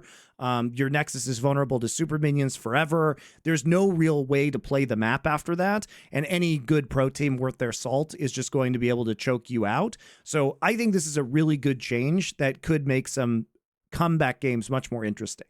Like if a team has a really good base defense but loses their Nexus turrets, I think the respawn will give you an opportunity to actually make good gameplay decisions there. Whereas it was just a very easy macro situation for the team that destroyed the Nexus turrets to just checkmate their opponent in base for the entire time, and it just feels like shit.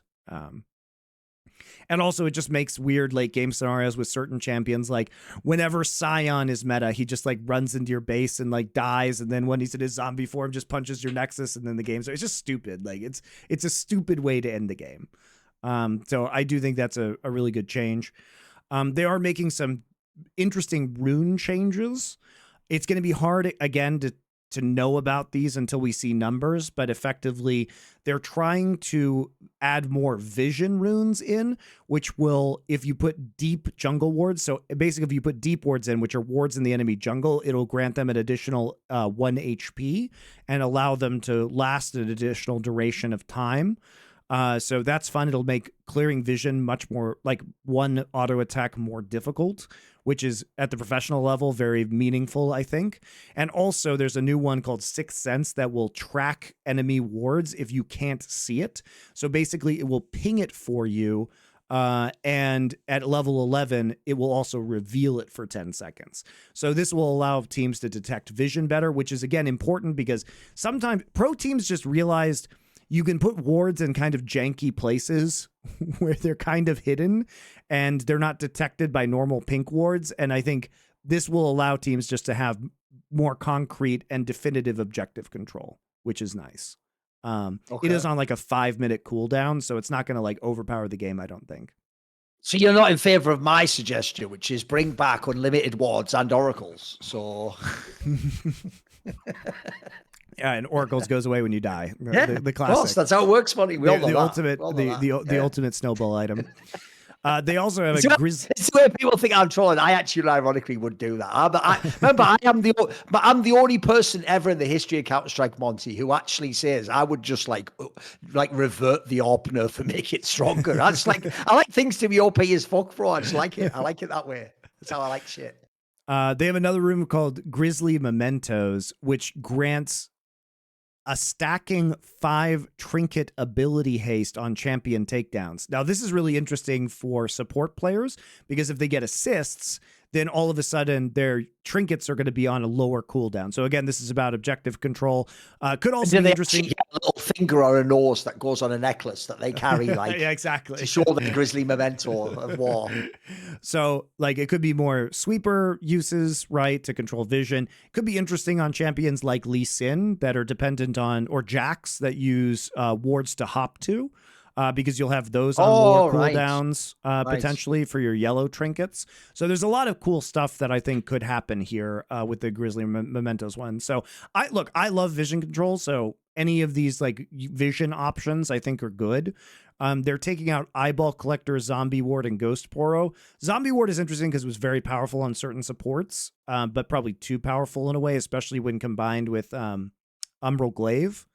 And then Eyeball Collector was fucking boring, so we can get rid of that. There's also, I forgot about one, Axiom Arcanist, which is like Axiom Arc, where it gives you ult cooldown reduction on takedowns, and it allows your ultimate to do more damage, healing, or shielding.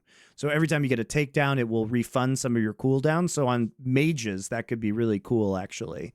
So I think that's another fun one that may make mages like more interesting to play. Also harder to time when their ults are going to be up, which is interesting. An interesting skill at the pro level.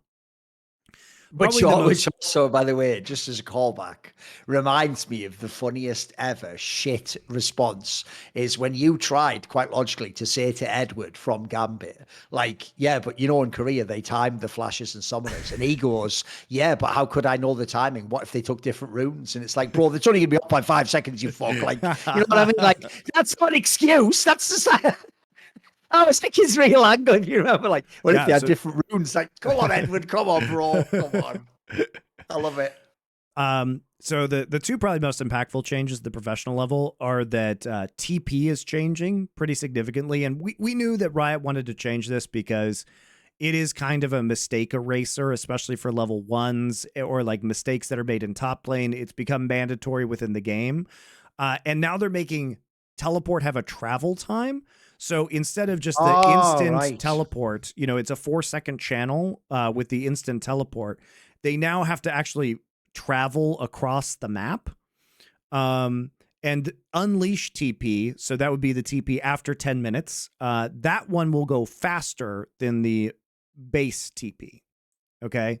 So that apparently will allow them to like mess with the speed on both to balance it, which I think is an interesting concept.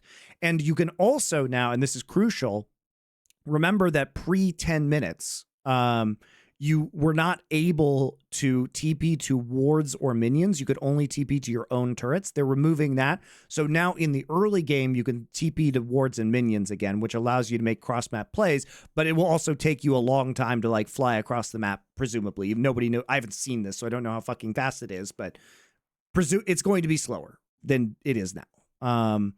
So they're trying to make that more of I think an optional or tactical spell rather than a mandatory spell on like top laners and mid laners, which I think people will appreciate.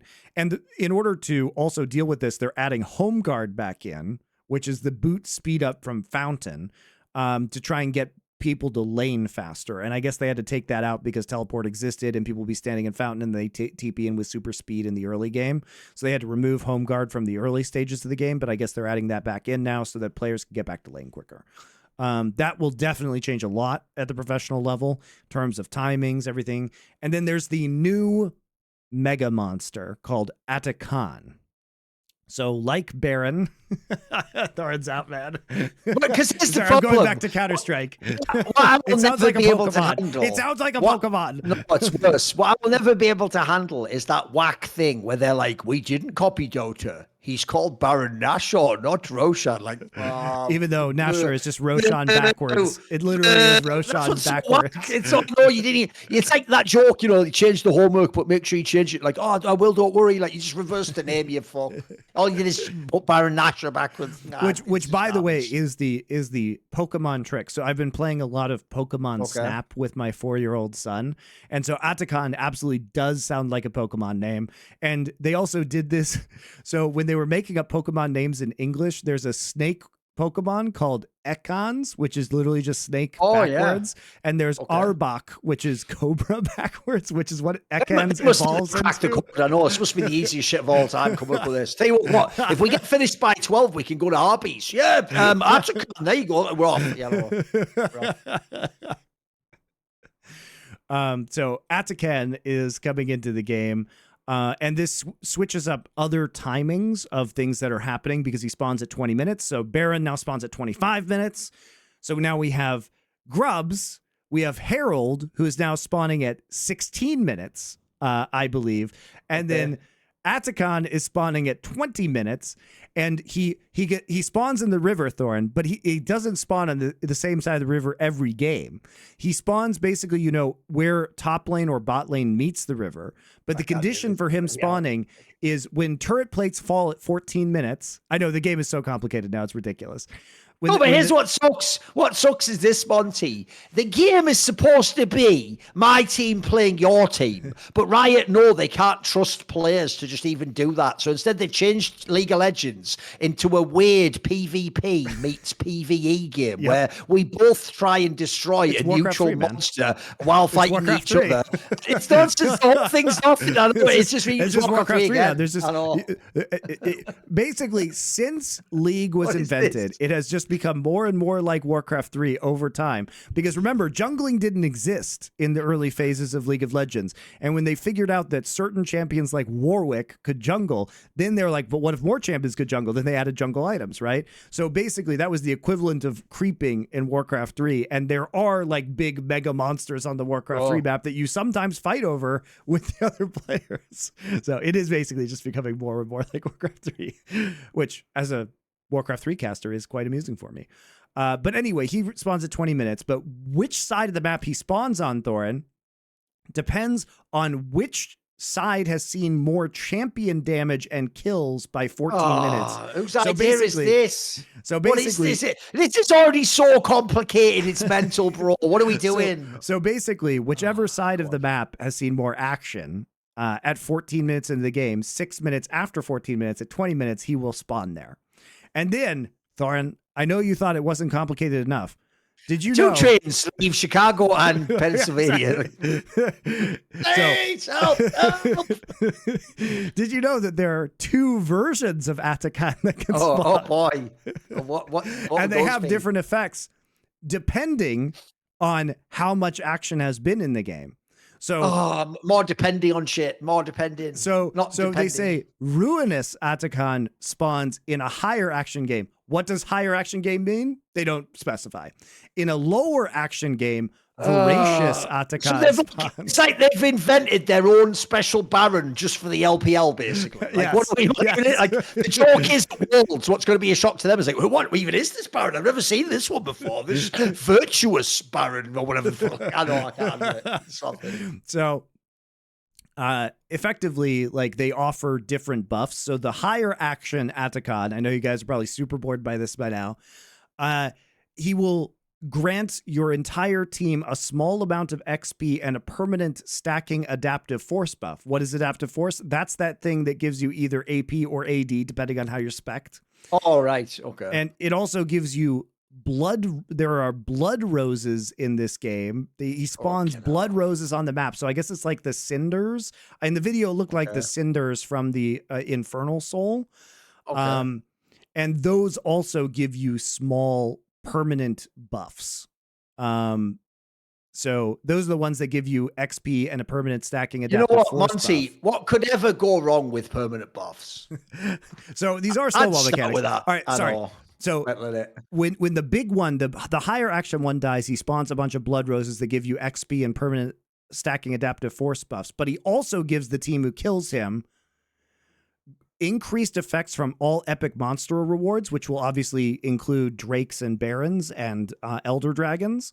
And then also he leaves behind a bunch of blood roses. Now, the lower action game, if you kill him, your entire team will be granted a temporary one-time rebirth buff similar to Akshan's passive, where you respawn in base. So what I think this means is it's almost like a non-optional Dota buyback, where when you die, you just instantly respawn. So it allows you to like play a fight aggressively and not lose map pressure as much, which is kind of cool, actually. I don't mind that one.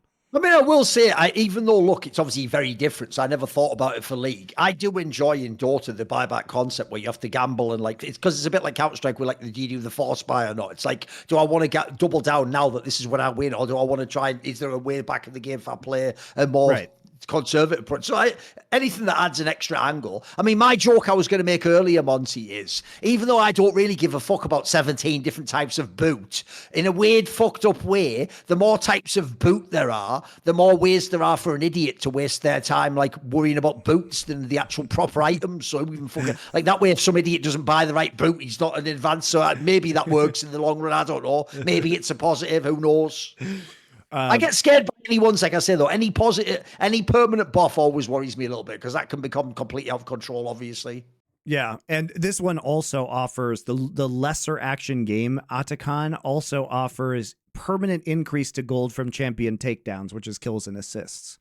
So you basically get a one-time respawn buff that you don't get to choose when to use it. It's just like the next time you die, as I understand it, it will trigger.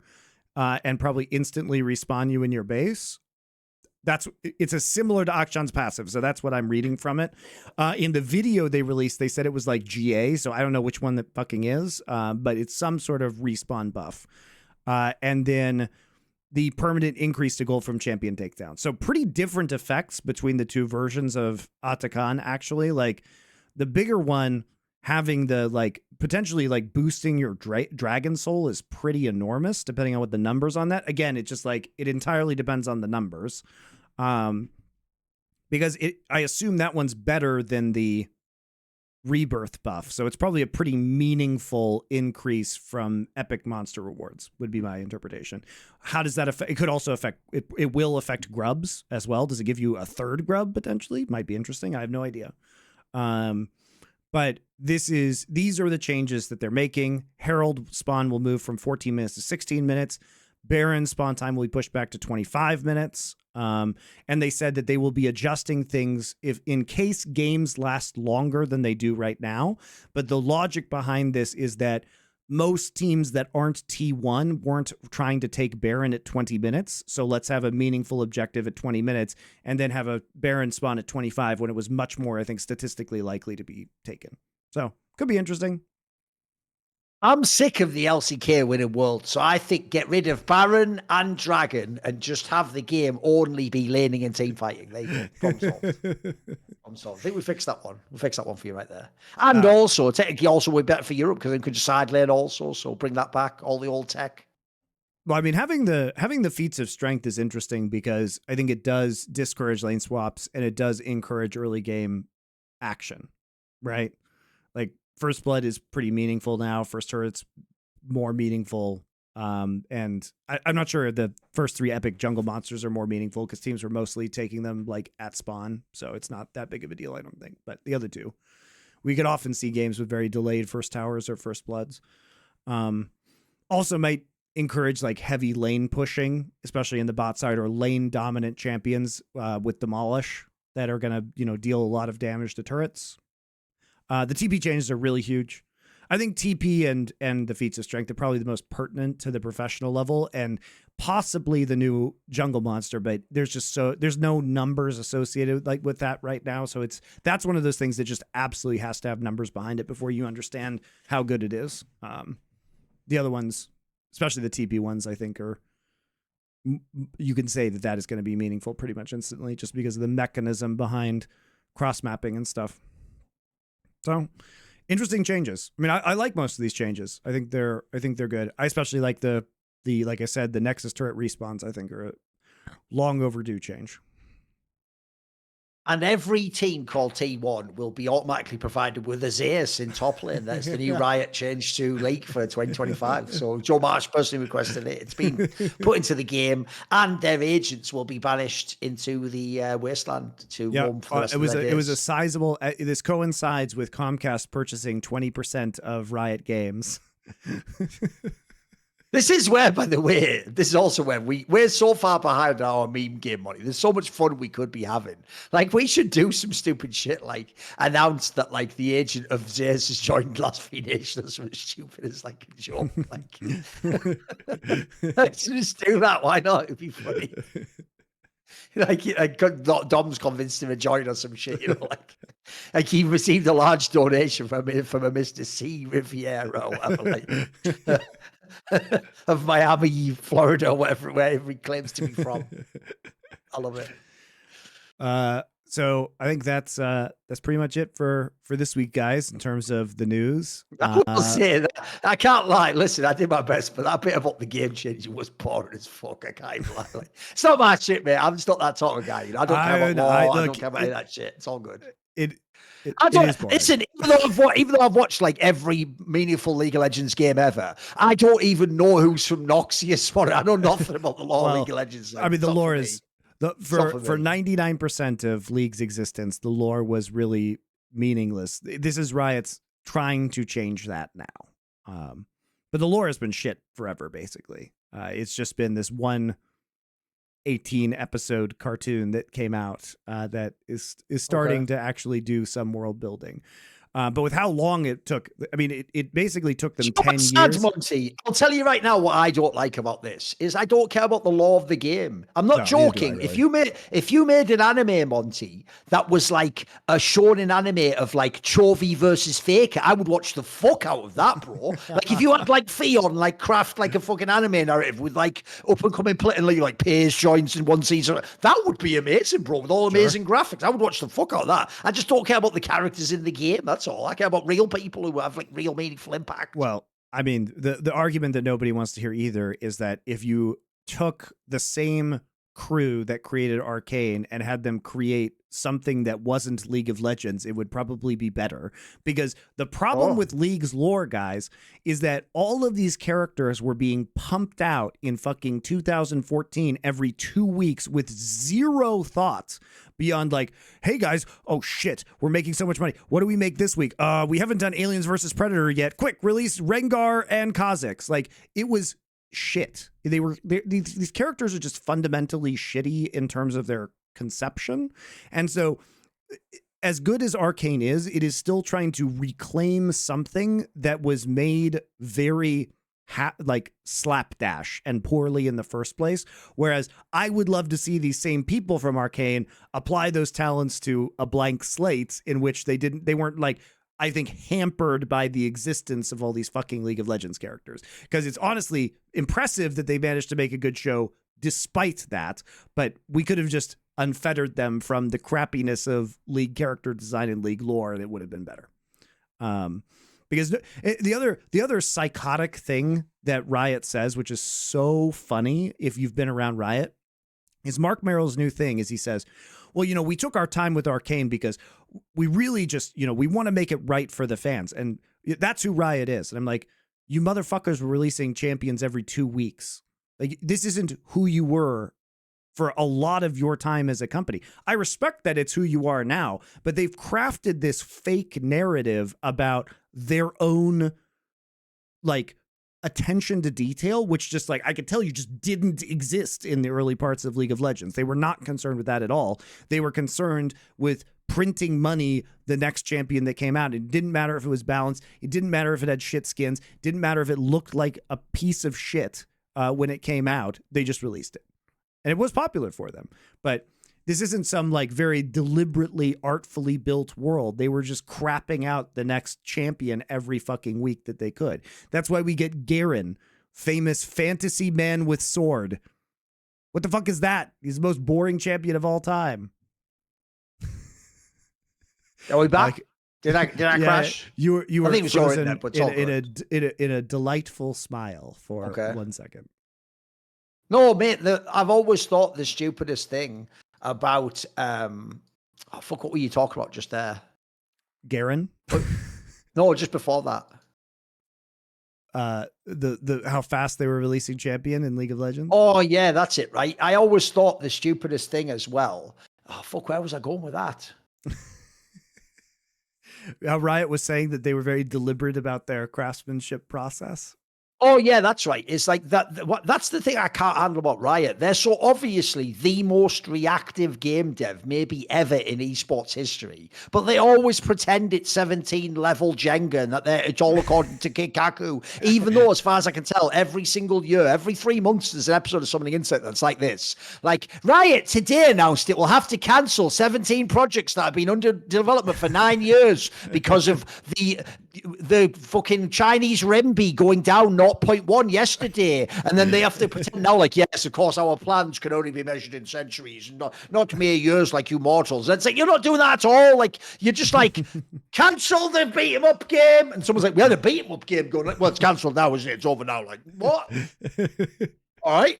And again, they all pretend like there's all these years. Like, oh yeah, and for the future of the LTA, Dignitas has just left the building. What? Where are they going? Like, oh, they're off. Oh, TSM. It's TSM coming back. Oh, they haven't got back to us, sir. I think they're making like a shit CS team or something. Like, what is going on in League? It's just complete chaos, and they're pretending they're planning. They're pretending it's some planned economy that lasts like 30 years. Yeah. You know, like some great plan, like Chairman Mao or something. It's ridiculous. It's nothing. Anyway. Let's take a quick break, guys, and we'll be back with some viewer questions. See you in a couple.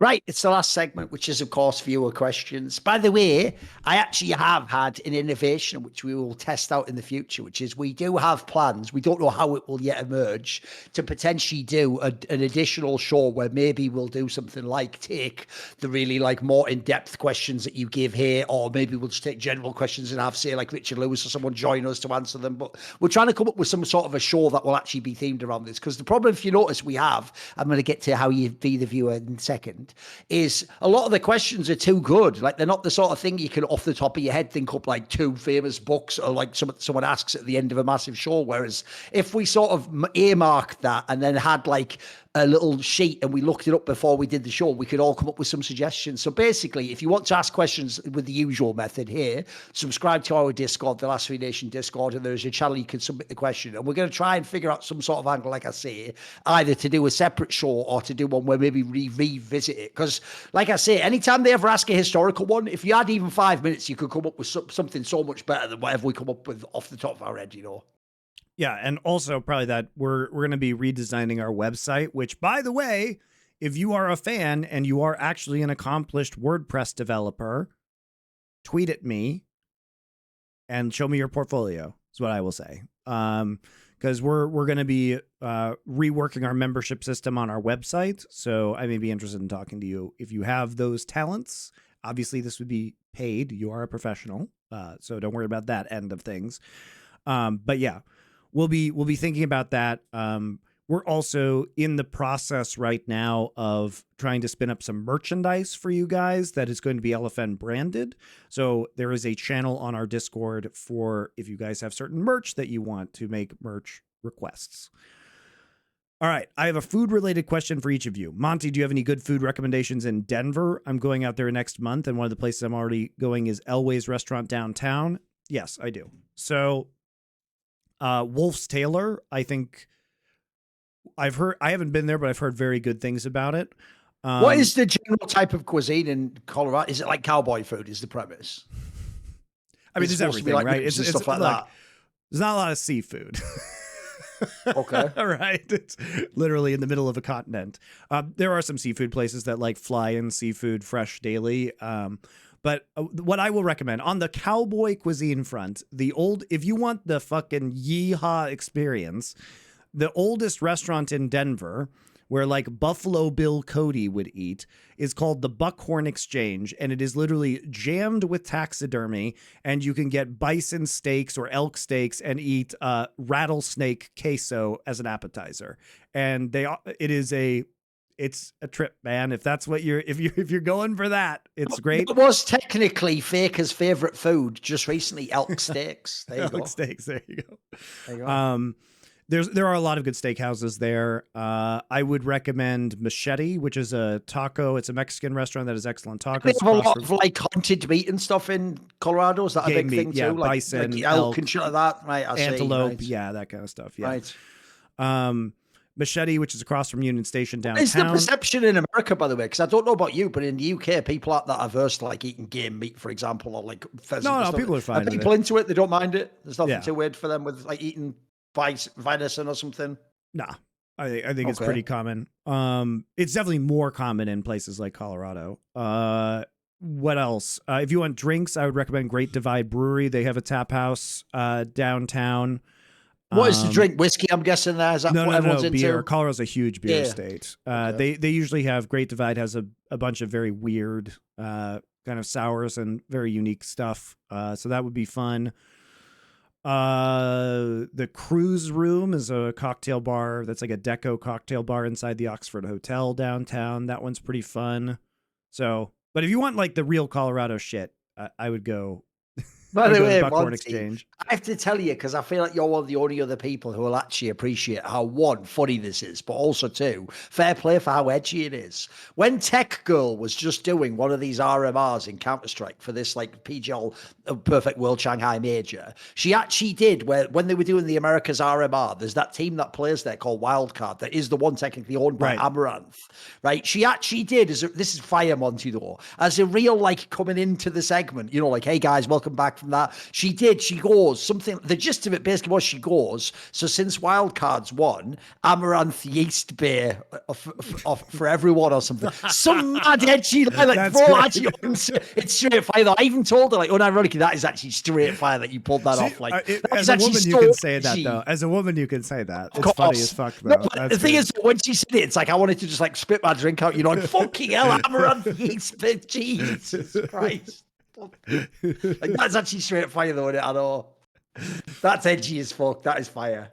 VIP hot tub streams. Thorin, what is your favorite British dish? You love the Sunday roast, man, don't you? Yeah, it's got to be the Sunday roast dinner. Like, personally, I like lamb. I like a roast lamb dinner with with roast potatoes, Yorkshire puddings, gravy. By the way, I don't even mind the veg, because actually the secret with lamb is you put mint sauce, and the mint sauce mix, even the veg will taste nice. Like, I like personally like carrots where they're cooked super slowly in butter, so they're all like super, like dripping with it and all fucking super soft. Maybe a bit of what do you call it? Swede, it's called. It's a type of like vegetable. It's like a, what do you call it? It's almost like a cabbage or something, isn't it? Like, that's all. If you put all of this together, it'll be fucking amazing. And obviously for the gravy, you put like the fat of the lamb into there from the roast. It'll be fucking top notch. That's easily my favorite. Like, I could eat that like it was the Sunday roast. I could have that every week. I never get bored. I used to make like Sunday roast like with prime rib and make Yorkshire pudding at my house in LA. It was great. You can also, if you like Yorkshire pudding, never have too many. You just make fuck tons of them. You just have like 3 or 4 or giant ones. Make them massive, everything. Now that Eli Manning is eligible for the Hall of Fame, will he be the first QB inducted who consumed 5,000 pounds of glue during his playing career? Funny. That is pretty good. He would be a very hilarious Hall of Fame. I do feel like it is so weird to me, Monty, how hard the push is that he should be a Hall of Fame quarterback. Because what I don't get is he wasn't ever that elite. He was such a streaky player. Like, if you don't know Monty, even the first year he wins the Super Bowl, 2007, I think that year he did something mental, bro. Like, throw 30 touchdowns and 25 interceptions or something insane. Like, what? Like he wasn't even an elite player that year. What he did is just have 2 miracle runs in the playoffs. Where here's what I don't get. Bro, I'll give you the obvious reason why he's not a Hall of Fame quarterback. By that logic, Joe Flacco is.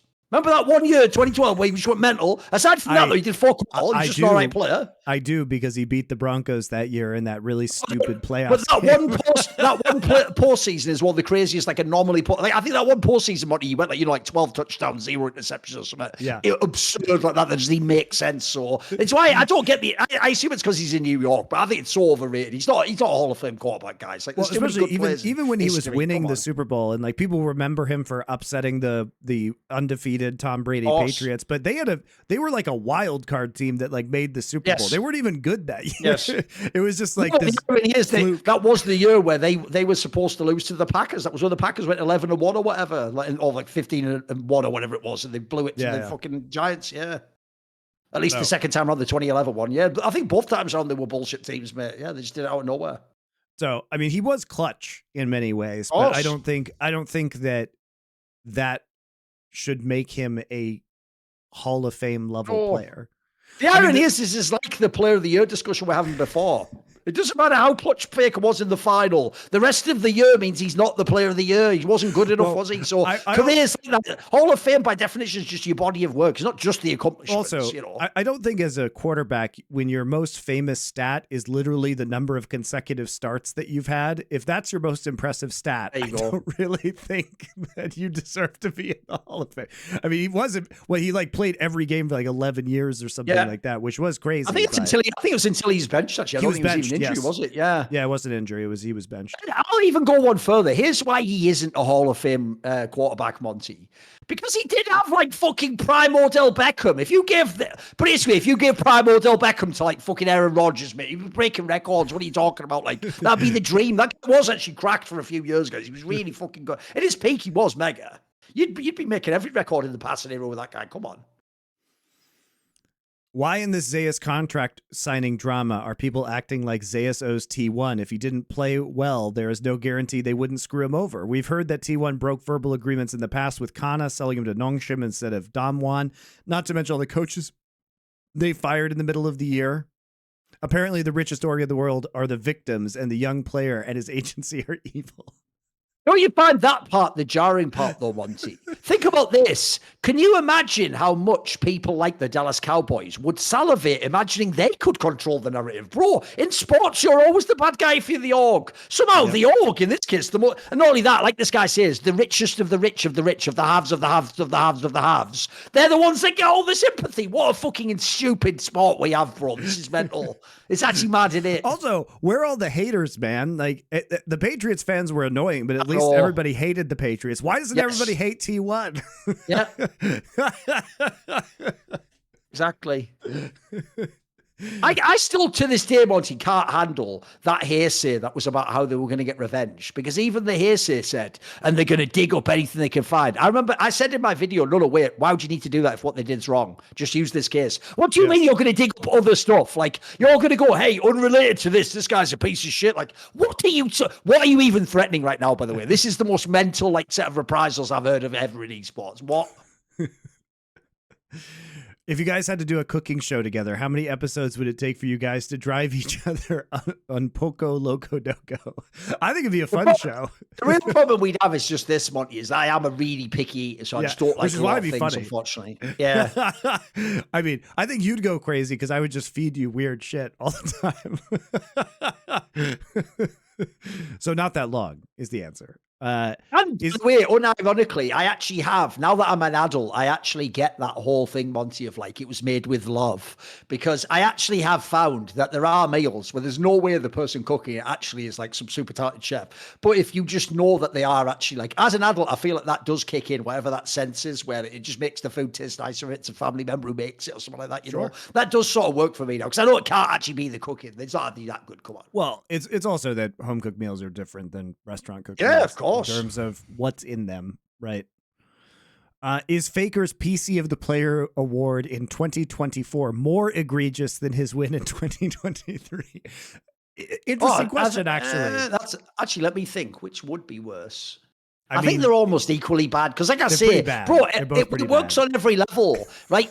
You can work backwards if you want. So think about this. I'll do a very quick version, right? To be the PC player of the year, that means you're the #1 player in all of PC esports. So first of all, at a minimum, you better be the best League player, because you have to now be better than the best CS player, a Dota player, an Overwatch player, and COD player. So you better be at least the best League player. Faker isn't the best League player. Okay, maybe not the best League player, but you know what? Korea's the best in League. You better at least be the best Korean League player. Oh, he's not the best Korean League player. Well, you know what? Hey, maybe mid lane's the best in role, though. So maybe he's just the best. Oh, shit, he's not the best mid lane, right? My bad. Well, you know what? You're on the team that won Worlds. You better at least be the best. Oh, you weren't the best player on T1. What is he even the best at? As far as I can tell, he's only the best player at being called Faker. That's it. What even it? He's just Faker of the year. That's all Faker is. He's Faker of the year. That's it. That's why in Power Spike I had to create for our year-end award the Faker of the Year award to give to Faker, because no other award made sense. We have to give him an award every year, so yeah, you have to be Faker of the Year, won't it? The joke is, at this point in time, you could rename the award to Trophy of the Year, and they'd give it to Faker. That's how bad League's gotten now. They'd go, you hate it. Why isn't it Faker? But it is outrageous that he won last year as well, because again, Worlds was the only tournament he won. The thing is like, you can make an argument that like and he did deserve to win MVP of Worlds, I think, the Worlds Finals. But Zeus was the MVP of World Finals last year. So I think this year is even more egregious because he won the same number of MSIs, 0, the same number of domestic splits, 0. He was at least one game away in spring of this year from winning a domestic title. So I actually think last year was more egregious, but it's more outrageous this time because it was so egregious last year. You think that they couldn't possibly do that again, and then they just fucking did it again anyway.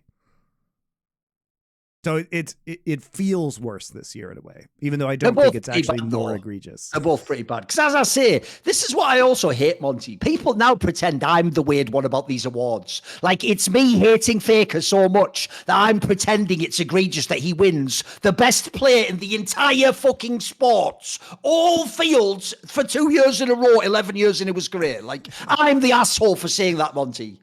This is mental.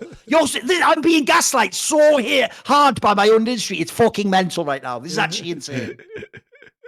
So bad, isn't it? It's so fucking bad. And by the way, that will age so poorly, Monty. Can you imagine in 10 years when we're having to tell people, that those are completely Fugazi awards? Like, he's only vaguely the best player at the time. He just had the big moment.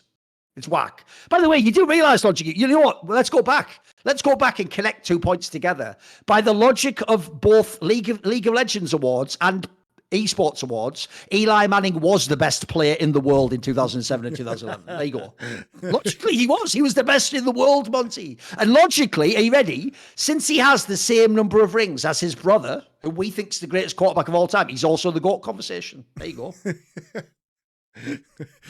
He beat the GOAT. He beat the GOAT head to head. They don't even play head to head, but head to head. There you go. By the way, I always thought that was the ultimate fucking karma for Brady fans. Is that one? They used to be like, yeah, but who cares? Brady is better than Manning because he is winning head to head. One, Manning has the postseason head to head, if you don't know. And then two, the only 2 times he met Manning's annoying little brother, he lost him in the Super Bowl. So you did that yourself. I didn't make that the standard. I wouldn't make that the metric. I'd go, my guy who's the GOAT is the one that's best against everyone overall. I like that approach personally, but they foolishly picked head to head, didn't they? So Eli Manning over Tom Brady, problem solved. The problem Tom Brady had, I'm gonna do the faker shit. You ready? The problem Tom Brady has, Monty, is he's pretty good against, everyone else, but he never got past the final boss, Eli Manning, who sort of figured out something about being more clutch than Tom Brady ever did. And if Tom Brady had ever done the Eli Manning system, then he might have won those 2 rings.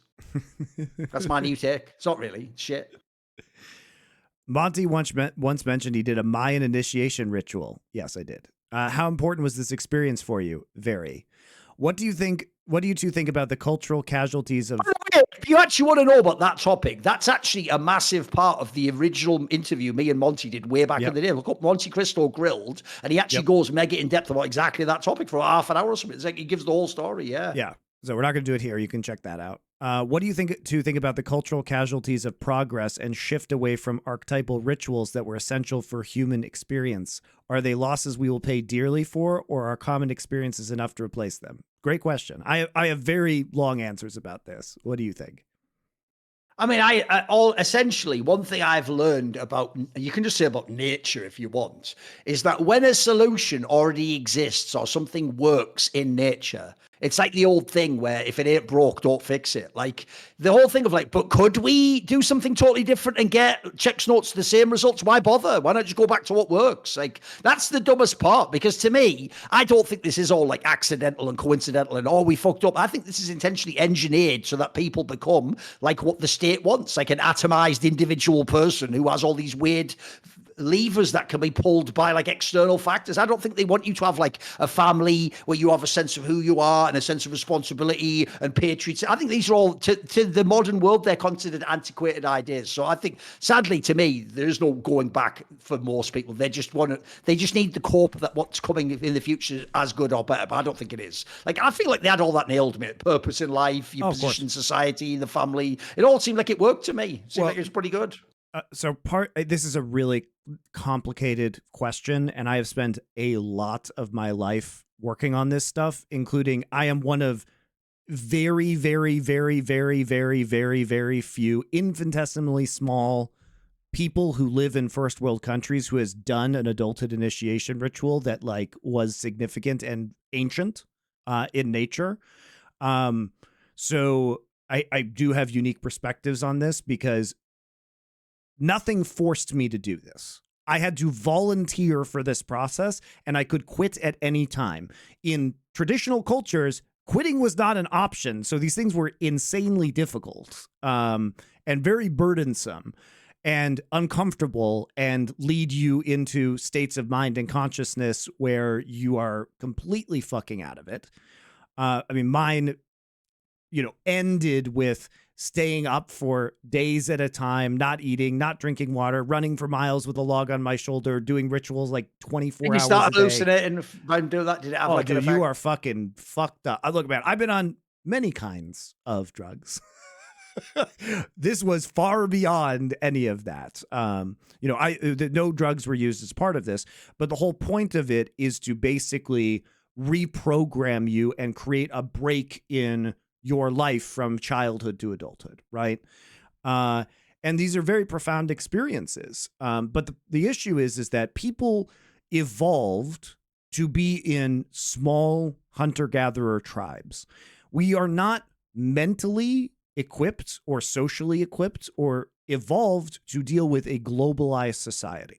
And also, the reason why we have these structures, or basically every single independent culture invented ritual, is because it serves a purpose, I think, within our collective unconscious, if you want to take a Jungian term for it. So I think that stripping back all of these elements and basically throwing people into this globalized culture where you can, now I love this in some ways. Like, it's fucking awesome that I can move to Korea and I could get on a plane and be back in the United States in 10 hours in a different culture, and you can have all these different experiences. So the wealth of experiences have opened up. But the problem is that it's too easy to run away from your problems now, and there's no accountability. So you can disappear. I could disappear tomorrow from my family, and there would be no society around me to kind of make me grow and hold me accountable for the things that I've done. Like, I could literally run away from my children and never see them again and just hide forever, right? I could fucking go to Vietnam and just hide forever, right? And that wasn't possible in a hunter-gatherer society or a village where if you walk 10 miles, there's another tribe that might just kill you. Like, you basically were forced to deal with your problems. And if society was like, no, you have to stay there and be a father to your children or provide for your family, there are these standards that you must meet, then you will meet them, because your other choice is wandering off into the wilderness and probably dying, right? And also, I think that there are phases of life, like becoming an adult, that especially for men are not very well defined. Now, this may be controversial to say, but historically for women, childbirth was a pretty fucking huge life event that symbolized a transition into a different phase of life. Men do not have that same biological transition. And so there were many cultures, I would say almost all cultures, created alternatives to that were ritualized initiation practices for men. Now, they obviously existed. There were initiations for women as well. But I think they're more important for men, is my point. Because there isn't that really profound change biologically that men go through. And I think these are very healthy changes for men, because I think a lot of men struggle. And I think this is where you see a lot of the bullshit that is targeted at young men these days, which is that young men crave in their souls, or in like the core of their being, some kind of higher purpose. And I think a lot of these initiations and cultures created these higher purposes for them. And in the absence of that, it gets replaced by a bunch of bullshit like fake masculinity that is sold to you on the internet and shitty role models. And I think cultures via ritual were very good at filling that need that men have and channeling those energies in a way that was productive and healthy for society. Whereas what I see now is just people being dumbasses. And you're never actually, you can be a 40-year-old boy forever. You never actually have to take responsibility or own your mistakes or grow as a person. And I think it's a big fucking problem. I think it's an enormous problem. it is like actually spiritual cancer, in my opinion. So yeah, I don't think it's something that's being replaced. I think we have these many new opportunities, but there isn't the culture that would provide a framework for growth no longer exists and has been replaced by literally nothing, or in some cases, things worse than nothing. And unless you are... If you want to see what happens if you don't have purpose and an initiation ritual in your life, just watch the film 500 Days of Summer. Yeah, exactly. Yeah, totally good point. That's what happens to you. You just end up as an idiot man-child. And the world's full of them, and these people suck. So, yeah. I think sometimes like the military can replace that for people, but I don't think it's the best. Basically, you've got to ask yourself, what's the best use of your life? Do you want to, learn a musical instrument and become an artist who expresses himself and his inner ideas? Do you want to become someone who tries to become excellent at some niche craft? Do you want to have a job in which you can make your own business and feel like you have agency over your life? Or do you want to ship Gumayushi and Keria being semi-fictional gay lovers in your mind because they're really good at playing bot lane and Caitlyn and Braum or something? You know what I mean? You choose which way, Western man. Which way, Western man? Do you want to take a shit job where you're unhappy so that you can afford a mid-tier sports car, and that's like the pinnacle of your existence? But enough about working for Riot as an executive. So, there you go. There you go. Yeah, I think men are very bad at naturally channeling their productivity or their sense of purpose. And by the way, Monty, I didn't tell you this before, but in fact, part of why I didn't say it is because I also thought, fuck, this might even give them the idea. So even though fans are going to think this is ridiculous, I actually genuinely think T1 left a card on the table that could have been played, Monty. I was just waiting for these fucking ridiculous liars to come out and say, Monty, because all they had to do, it would be such an outrageous lie, but they could get away with it. All they had to claim, Monty, was that during one of those games in the final, that when they were in the VOD review room and they were prepping for game 5, just make up a lie that Reckless told them something, like, oh, in draft, watch out for this thing here, and then they could claim Reckless was part of the win because he told them. So they could have even lied and said he said it in Korean, like, watch out Hyung for this. They should have done that lie, bro. That was the only thing they needed at the end, because they could have collected all the clout, all the team. Oh my god, Recky did help. See, he was there. He was in the room. Because I saw you. Was it you who got triggered by that comment where that fan said that Reckless did something to win or whatever? There was some outrageous tweet like that with someone really. I mean, I have been triggered by that. Even though I'm sure he was just saying nothing. He was just sat there silently, like, well, I don't know Korean, so what do you want? Thorin, do the rapidly changing numbers on the edge of your stream overlay for petty grievances have any significance? No, I mean, they might do, but I didn't make it. So as far as I don't know, I think it's just supposed to be like visual noise or whatever. Why are iconic casting duos like Artosis and Tasteless or you and Doa so rare? Is there a similar duo in CS? Why hasn't Riot tried to create one? Well, I mean, there have been many great duos in CS, by the way. Oh, of course. No, but the joke is, essentially the quickest way to explain this in every esports game is, do you know Tasteless and Artosis, aka DDOSers? They were a really awesome duo, but they were too awesome and too iconic. Yes. And they themselves knew that. And unfortunately, because they absolutely maximized all their leverage as an awesome duo that you had to hire, essentially no TO or game dev will ever allow that to happen ever again, expressly just because of them. It's almost like they're like, do not allow these people into the top tier of casting. It's like an awesome duo that looks just like DDOSers. So even though in every game they sort of start to emerge, a lot of the game devs and TOs actively shut it down or compromise those people to stop exactly that happening. So essentially there was, if you don't know, Anders and Semler obviously were the original ones in CS, Henry G and Sadakis. So you had some very iconic duos as well. It's just Machine that either and Sponge now. They're the current one, sure. So the reason why it didn't happen in League of Legends, well, first off, it was a matter of reps. So Doa and I were just casting way more games, so we had way more synergy. So we were both good, but Doa and I are also very different people, but we're friends. And I think that part of why we work well together is that there is a tension between our personalities that's very entertaining. And Like, I think that brings a lot of humor out that is special in our dynamic. But you know, a lot of it was the number of reps we got. We simply were casting more games every day together, so there was much more familiarity. And the other reason is because Riot intentionally, to Thorin's point, killed that because Doa and I leveraged our popularity as a duo against Riot's, and especially because we were casting all the games in Korea, and Korea is and was an important region, so it became very annoying for Riot to deal with us because we were aligned on our goals, and we didn't not allow ourselves to be separated. So we had each other's backs. And the reason why that hasn't emerged in League of Legends as much is because Riot intentionally, to the detriment of the product, by the way, shuffles their casters and always has. There aren't any caster pairs. They constantly just reassign them.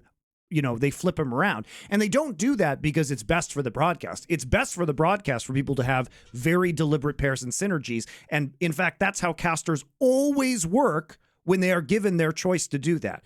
CS has had an open scene, and people always in Counter-Strike create very distinct duos that they stick to and they contract out together. And it's like when a caster switches like partners, it becomes major news in Counter-Strike, and they often like announce, hey, this other guy's going to be my main duo from this point forward, right? It's very deliberate. But every Riot game, you'll notice, Valorant does this too.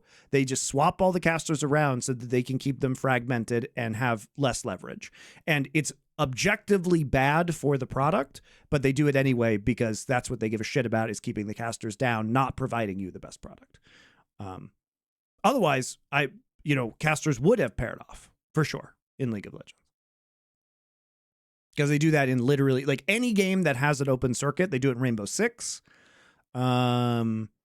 It's much more uncommon in most esports to have casters signed independently to an event. You sign up always as duos. You always sign up as a pair. It's very, very weird in the history of esports to do that. But Tasteless Artosis are wonderful. And part of the reason they're wonderful is because they've been doing this for like 15 years, over 15 years together now. Probably the greatest duo that's ever been in esports. Huge fan of the 4-play series and love the niche or less known movies you all chose for each arc. Is there any specific way either of you feel helps you get more out of a movie? I think it's just watching it for the show helps me get more out of it because I'm less passive in my approach to viewing. My brain is more engaged, I would say. I'm taking notes. I'm doing research. I do notice there is just something different about when you like know you're watching it to watch the show. Somehow it makes you just sort of notice things in a different way, or it puts you in like an analytical mode. It's a bit like the analogy I would give would be how I always tell people that when they watch a League of Legends or esports match for fun, they're not watching it the way we're watching it to analyze it later. Like they're just reacting and taking in the sights and the sounds. We're thinking of things like, right, what was my expectation? What did I think they were going to do here? What's the guy's history? You just think at a different level. So I would say it's quite interesting because I will say it's a very different mode you sort of switch on when you watch it. So it's quite interesting. Yep. We'll do one more question. We're not going to get them all this week, guys, but we'll take one more. And that is, let me pick a good one. What's a job in esports which you have never done but are confident you would be great at? I'll just say the obvious one, just because it includes the hubris that almost certainly, like every job, I wouldn't be great at. But I do sort of low-key secretly believe I could be like the most straight-fire GM of all time. But then, spoiler, everyone does before they do that job, if you notice. So like everyone, I believe I would do it all right and pick all the right players and all that jazz. Don't worry about that. I've kind of done all the jobs that I wanted to do in esports. Like, I would say like executive producer, but I kind of did that with Flashpoint. I don't know. Probably I was kind of half doing that job. So like fully be EP on a broadcast would be fun, I think. That'd be a good one for me. But I think, between... look, the main joke, if you want the Thorin patented main joke, the obvious one would be you didn't really have that great a run as owner. So maybe go back and do that again. But I didn't say I would be good at that. I just said, okay, fair enough. Okay. I didn't say I'd be good at that. What I did say, what the question was what job haven't you had that you think you'd be good at? Fair enough. You don't have to nail it, right? I'll say. I mean, I agree with you there. but you know, maybe I've learned that I've done that job and maybe not so good at it. Although I do think that was also a function of me being a lot younger, and I think it would be a lot different. And esports just wasn't very developed back then. It's a long time ago now. It was like 8 years ago, something like that. So I think I've learned a lot about running businesses since then that would change the way as I was doing things. But yeah, for sure. Not the most successful endeavor I've had. I mean, it could be said of several other things I've tried too, like coaching, obviously. But the thing is like, I don't really think there's a what if for me, because mostly when I had opportunities to do other things I was interested in, I did those things. So I don't think it's just like a what if I could have done this and been great at it, because the evidence is there that I was either great or not great at these things because I tried to do them for better or for worse. Right. So I've had all these other things that have been able to go on in my life, and I've taken on a lot outside of casting. So don't have that many what ifs anymore. All right. We didn't quite get to everything this week, guys, but we're already 3.5 hours into this show, so I am going to cut it off. We'll hopefully get to some more questions next week when Riot doesn't have insane drama, which they have every week. So, and they don't drop massive gameplay updates that we have to boringly talk about for a long time. But like you said, like Thorin said earlier, we're trying to get some more opportunities for you guys to get these questions in a more meaningful way as part of a new membership program that will hopefully come out early next year at some point. Anyway, guys, we'll be going all off season, so we will see you again next week. Till then.